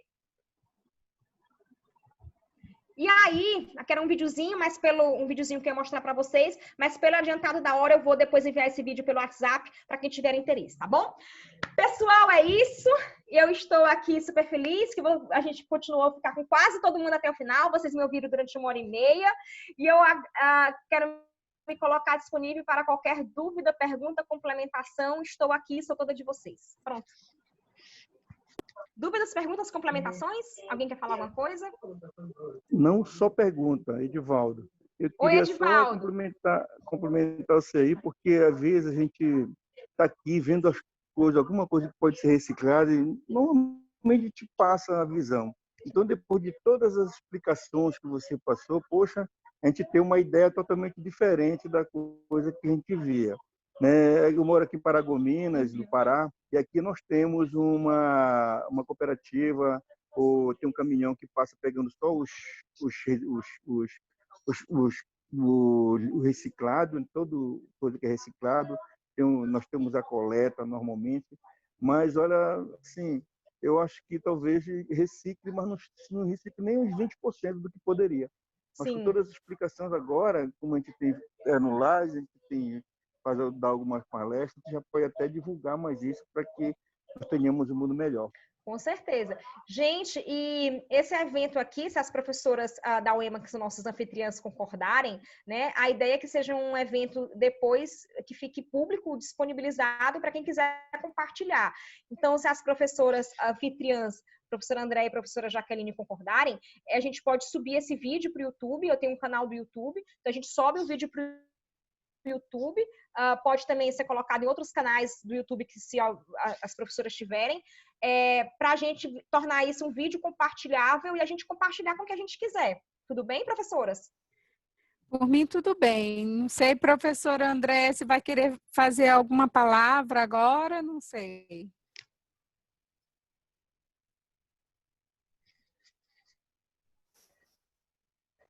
Bem, boa tarde a todos que estão aí conosco desde o queria dizer que é muito bom ouvir a Isabela, né? Ela é muito intensa, muito dinâmica. Eu falo rápido pra caramba, né, professora? Gostei bastante. Às vezes os anos nos trazem mais morosidade, mas, de qualquer forma, é sempre bom. Às vezes eu me policio, porque eu tenho uma tendência, às vezes, de falar muito, às vezes. Então, eu acho que a maturidade, no meu caso, que já sou mais velha, eu considero que isso é muito bom, é muito salutar. E como a gente tem uma questão do grupo aí da professora Jaqueline Demétrio, com certeza bolsistas, principalmente da área dela de formação, a gente está aqui também só para fazer um recorte breve, não seria uma pergunta específica, para dizer que a assessoria de gestão ambiental é um grande ganho. De 2015 para cá, nós somos uma das poucas instituições de ensino superior públicas, especialmente do Maranhão, mas a média nacional não é muito diferente, em que nós já temos um órgão específico que trata dessa política de gestão ambiental nessa universidade, que tem 37 anos e que é multicamp por excelência. Então, o desafio acaba ganhando uma dimensão maior. Mas, de qualquer forma, é um marco importante e, como a professora no banner, vocês colocaram exemplos concretos, eu também queria só aproveitar para dizer que esse é um exemplo concreto de uma política estruturante dentro da Universidade Estadual do Maranhão, com a sua categoria de instituição de ensino superior pública, que é multicamp, ao longo dos seus 37 anos, para nós foi uma vitória muito, muito grande. Claro que é a linha do tempo que nos permite explicar melhor. Essa conquista é complexa, mas ela advém realmente do início do século, desde o século do meio, digamos assim, o século XX, se intensificou as ações na UEMA e a gente culminou com essa assessoria em 2015. Esse ano, apesar de ser um ano muito específico, muito diferente, A gente tem uma possibilidade já acordada com o governo do estado para transformar essa assessoria, assim como outras unidades da UEMA, em superintendências. Se assim concretizar ainda esse ano, será mais um marco fundamental para a UEMA, deixando claro, eu sou egressa da UFMA, mas a UEMA acabou tomando esse lugar de pioneirismo nessa política nas universidades públicas do Maranhão. E isso é motivo de orgulho. Eu estou na AGA como parceira desde o seu início, mas assumi a assessoria em 2019. Queria só dizer que nós optamos, à época, em seguir a agenda da administração pública do Ministério do Meio Ambiente. Essa agenda existe desde 1999 e ela é baseada em 6 eixos. Justamente o uso racional de resíduos e bens públicos, a questão dos resíduos produzidos, o uso racional, só para repetir, dos recursos naturais e bens públicos, a gestão dos resíduos, a qualidade de vida, as compras públicas, construções sustentáveis e capacitação dos servidores. A partir da adesão da A3P, nós temos a política da assessoria toda baseada nesses 6 eixos. E vocês devem imaginar que não é tarefa fácil trabalhar isso nos 18 campos. Lembrando que São Bento não é um campus formalmente instituído. São Bento é ligado ao Centro de Ciências Agrárias. Por isso que a conta é 18 ainda, embora São Bento, para alguns,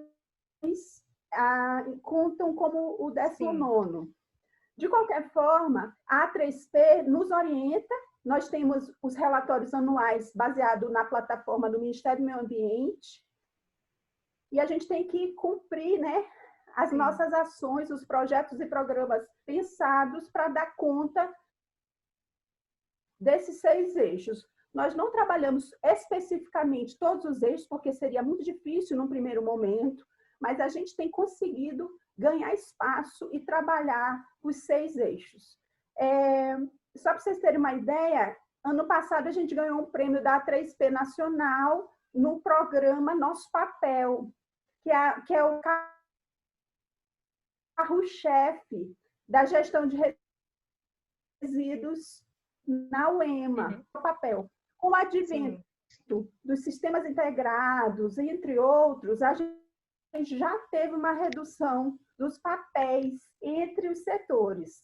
Mas o nosso papel de cada dia é um projeto do Nosso Papel que ganhou notoriedade, nos fez levar esse prêmio, que nos honrou muito, e só para vocês terem uma ideia,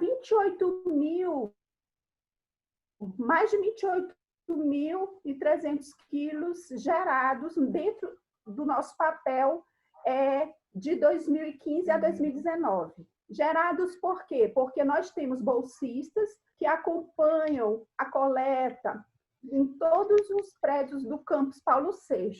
É claro que eu me referi a uma UEMA Multicamp no começo, vocês sabem disso.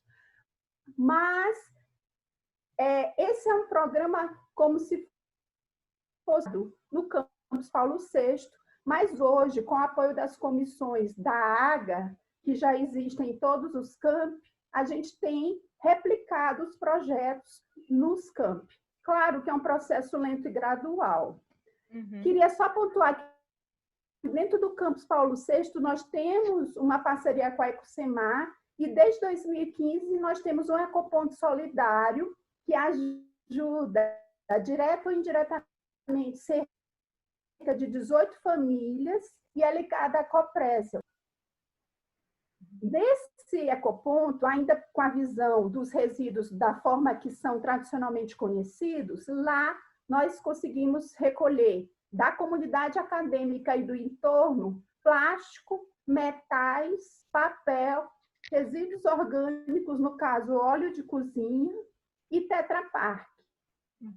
Para nós foi uma grande vitória, porque mesmo em visita a outras instituições e tentando pensar num programa que fosse mais próximo à realidade da UEMA, nós não tínhamos condições de iniciar com o centro de triagem, que era o nosso sonho de consumo, ainda é. Então, a gente achou que essa parceria com a Ecocemar foi um passo para a gente começar a dar um destino mais adequado aos resíduos gerados. Então, assim, é uma série de ações que envolvem esses 6 eixos. Tivemos a primeira licitação sustentável das canecas biodegradáveis, que são de fibra de bambu com coco, que a UEMA adquiriu 3.000 e que elas são simbólicas, mas que elas têm um papel importante até para as nossas premiações. A gente faz muita divulgação desse trabalho.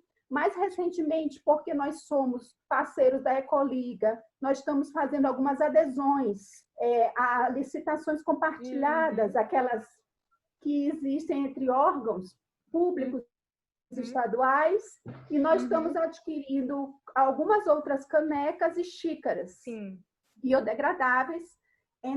Para nós também é um simbolismo, mas tem um papel importante, porque a gente eliminou o plástico das compras. Os copos, os benditos copinhos de plástico e os copinhos de café. Que eu citei tanto copinho de plástico aqui, né? E aí a gente conseguiu reduzir totalmente do RU. O RU da universidade, ele serve 2.000 refeições diárias. Desde 2015, nós tiramos o copo descartável totalmente. Então, são exemplos que eu não posso me alongar, mas que mostram esse caminho da nossa instituição. Queria pontuar que, mais recentemente, fizemos um convênio com a Toyolex, e eles colocaram 2 containers na UEMA para receber lixos eletrônicos. E a gente faz um trabalho com a compostagem, que também queria aproveitar para divulgar, que é a gestão dos restos das bandejas do RU e da parte interna da cozinha, que a gente diz que é um lixo bem limpo, mas é orgânico, né? E ele vai para a Fazenda Escola de São Luís. Sim. E a gente que aí consegue ser transformado em adubo lá. A gente tem conseguido gerar, em média, 150 quilos de adubo por mês. Daí vocês podem imaginar o volume que ainda se tem de resíduo orgânico que poderia estar indo de forma inadequada aos lixões mais próximos, né? Sim. Então, esse trabalho, embora ainda em construção, é um processo complexo, mas a gente tem alegria de estar dando continuidade. Ele não é mais no campo das ideias, como a gente brincava, sim. Ele já é concreto. O que nos cabe agora é fazer essa ampliação, é amadurecer as políticas, os parceiros, e a UEMA tem buscado esse caminho. Só para complementar, nós também trabalhamos com gestão de resíduos químicos. O que a gente não consegue minimizar internamente, a gente destina através de uma empresa que coleta, através de bambonas, o resíduo químico da UEMA. Nesse caso, é a empresa Vital que faz essa recolha na UEMA. A questão de gestão de água e energia, que é um eixo extremamente complexo, pode não parecer tanto, mas tem um aspecto importante na conservação ambiental. Nós também fazemos um trabalho mais educativo. Porque, para que a gente minimize as contas da própria instituição, a gente tem que ter sensores em cada prédio, saber o quanto que a gente realmente consome. E na UEM isso é muito polêmico, ainda não é muito claro. No centro histórico, que são prédios isolados, hoje nós temos arquitetura e urbanismo e temos história lá no centro histórico. Mas os prédios do Campus Paulo VI não dá para mensurar algumas questões, principalmente da água, nós não temos os sensores específicos por prédio. Então, esse é um processo que a gente está fazendo as licitações necessárias para a gente poder ter os sensores e controlar melhor o consumo de cada prédio em relação à água e energia. sem esquecer, é claro, os campi como um todo. Eu falo mais do Campus Paulo VI porque é o nosso projeto inicial, mas ele tem sido levado aos campi. E, para completar, a gestão de vida e saúde, que tem a ver com as capacitações dos servidores, também é um processo contínuo, complexo, mas que é um dos eixos que a gente trabalha. Sim. E aí eu queria só dizer que essa gestão ela não é estática, é claro, nós usamos as diretrizes nacionais, nós usamos o que é prerrogativas legais, mas a gente sabe que não existe nem na Política Nacional de Educação Ambiental, e é que você sabe, ou seja,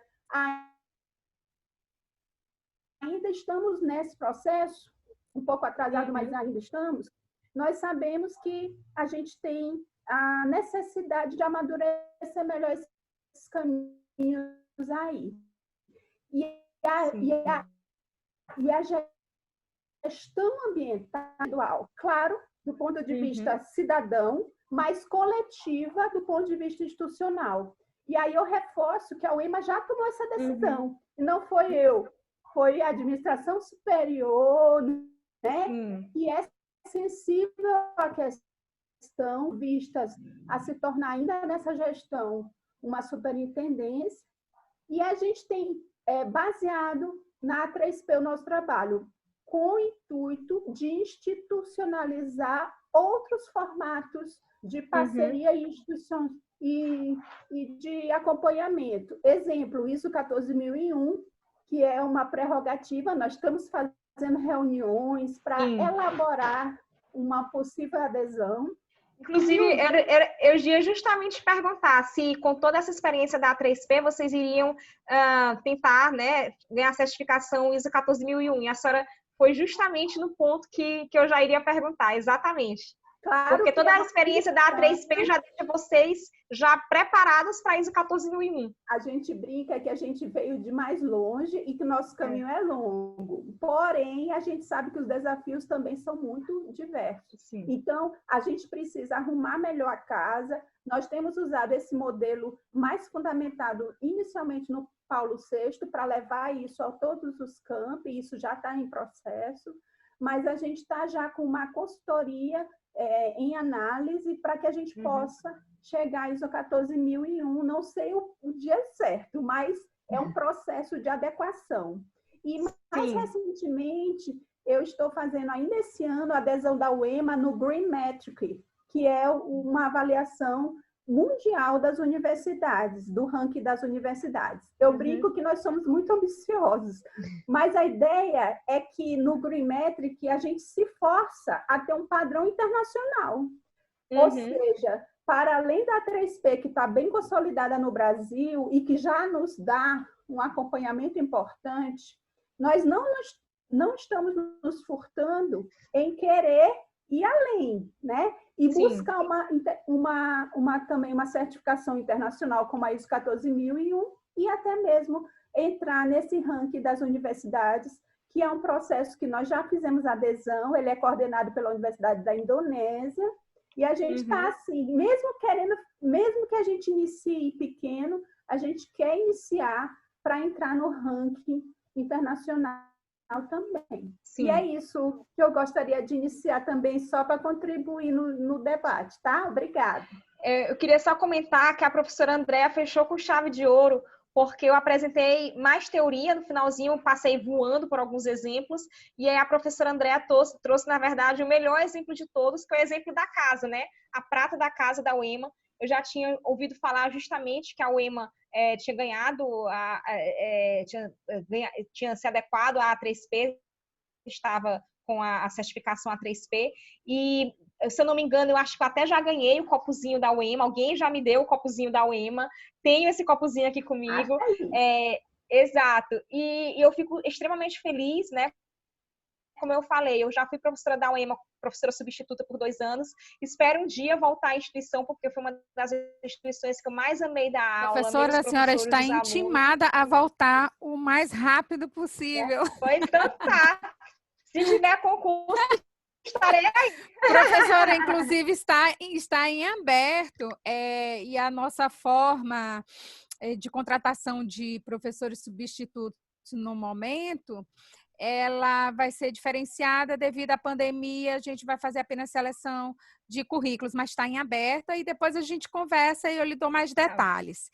E, assim, várias coisas a gente querendo pontuar, eu creio que o professor André também, no decorrer da sua fala, inclusive quando tratou de catadores de lixo, eu, assim, é uma certa forma me emociona, porque embora a minha área não seja ambiental, seja trabalho, eu sou de direito do trabalho, tanto na época em que eu fiz o mestrado, quanto no doutorado, mas principalmente no doutorado, eu faço uma pesquisa voltada para assédio moral, né? Assédio moral no ambiente de trabalho. E eu tenho uma particularidade que é os ensinamentos de Deju, tá? E ele tem um laboratório em Paris e que uma das professoras que trabalham com ele, que é a Valérie Ganet, ela tem todo um trabalho voltado para catadores de lixo.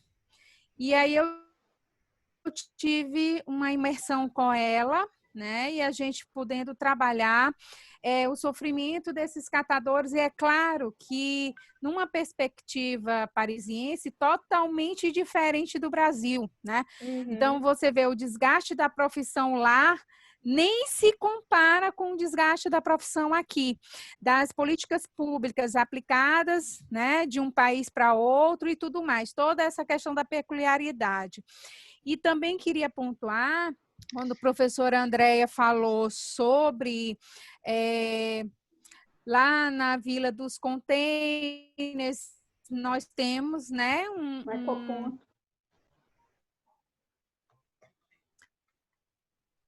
uma oferta de recebimento, né, um ecoponto, e o nosso projeto de pesquisa, ele está localizado em um dos containers, tá? É o container número 3.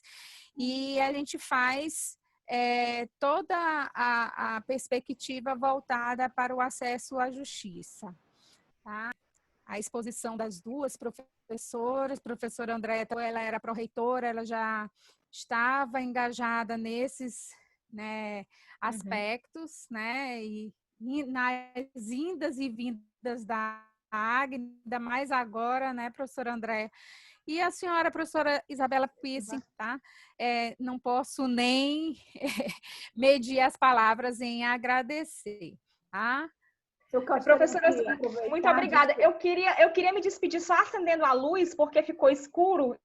E eu acho que minha câmera está muito escura. Eu queria só acender a luz para me despedir com a luz acesa. Só um segundo. Enquanto isso, eu queria reforçar aos alunos que visitem nosso site. Nós recentemente tivemos uma liberação de uma cartilha bilíngue da AGA que contempla todos os projetos, tá? Pronto, agora sim. Bom, então, eu queria agradecer mais uma vez a professora André e a professora Jaqueline, também a Bianca e a Vitória, que fizeram a intermediação para esse evento acontecer. Foi um prazer imenso. Espero realmente voltar ao EMA, estou assim, contando os dias para isso acontecer. E é isso, muito obrigada a todos vocês que estiveram aqui. E eu deixo a palavra final com a professora Andréia, se quiser dar mais uma saudação final. Eu queria só agradecer também, dizer que foi muito enriquecedor esse momento. Espero que os estudantes tenham podido refletir bastante sobre essa questão. A temática foi muito provocativa. E dizer que a UEMA, ao longo desse caminho que eu pontuei, como esse exemplo concreto, jamais nós dizemos que nós temos um caminho pronto e acabado. Muito pelo contrário. A cada ano, nós ajustamos nossos caminhos, a gente ajusta dentro do nosso plano de gestão, dentro da política de responsabilidade socioambiental, que agora nós estamos atualizando no PDI da UEMA 2021-2025, mas que a gente já tem, por isso, a segurança, né, da administração ser sensível à temática, ter incorporado isso como uma política estruturante. Então, todas as inquietudes ou dúvidas ou comentários que, porventura, os estudantes possam ainda ter, nós nos colocamos à disposição também para uma reflexão permanente e gostaríamos apenas de reforçar que nós temos agora uma cartilha bilíngue. Quando você for defender, divulgue nosso material. Com certeza. Quando você estiver aí nos congressos. E, ao mesmo tempo, nós temos um boletim que recebe trimestralmente resumos expandidos com ISSN, e que eu sou a editora, e que eu fico muito feliz de receber contribuições das equipes na linha de vocês. Eu gostaria de divulgar também. Isso tudo está no site da AGA, que eu peço que vocês visitem. Obrigada.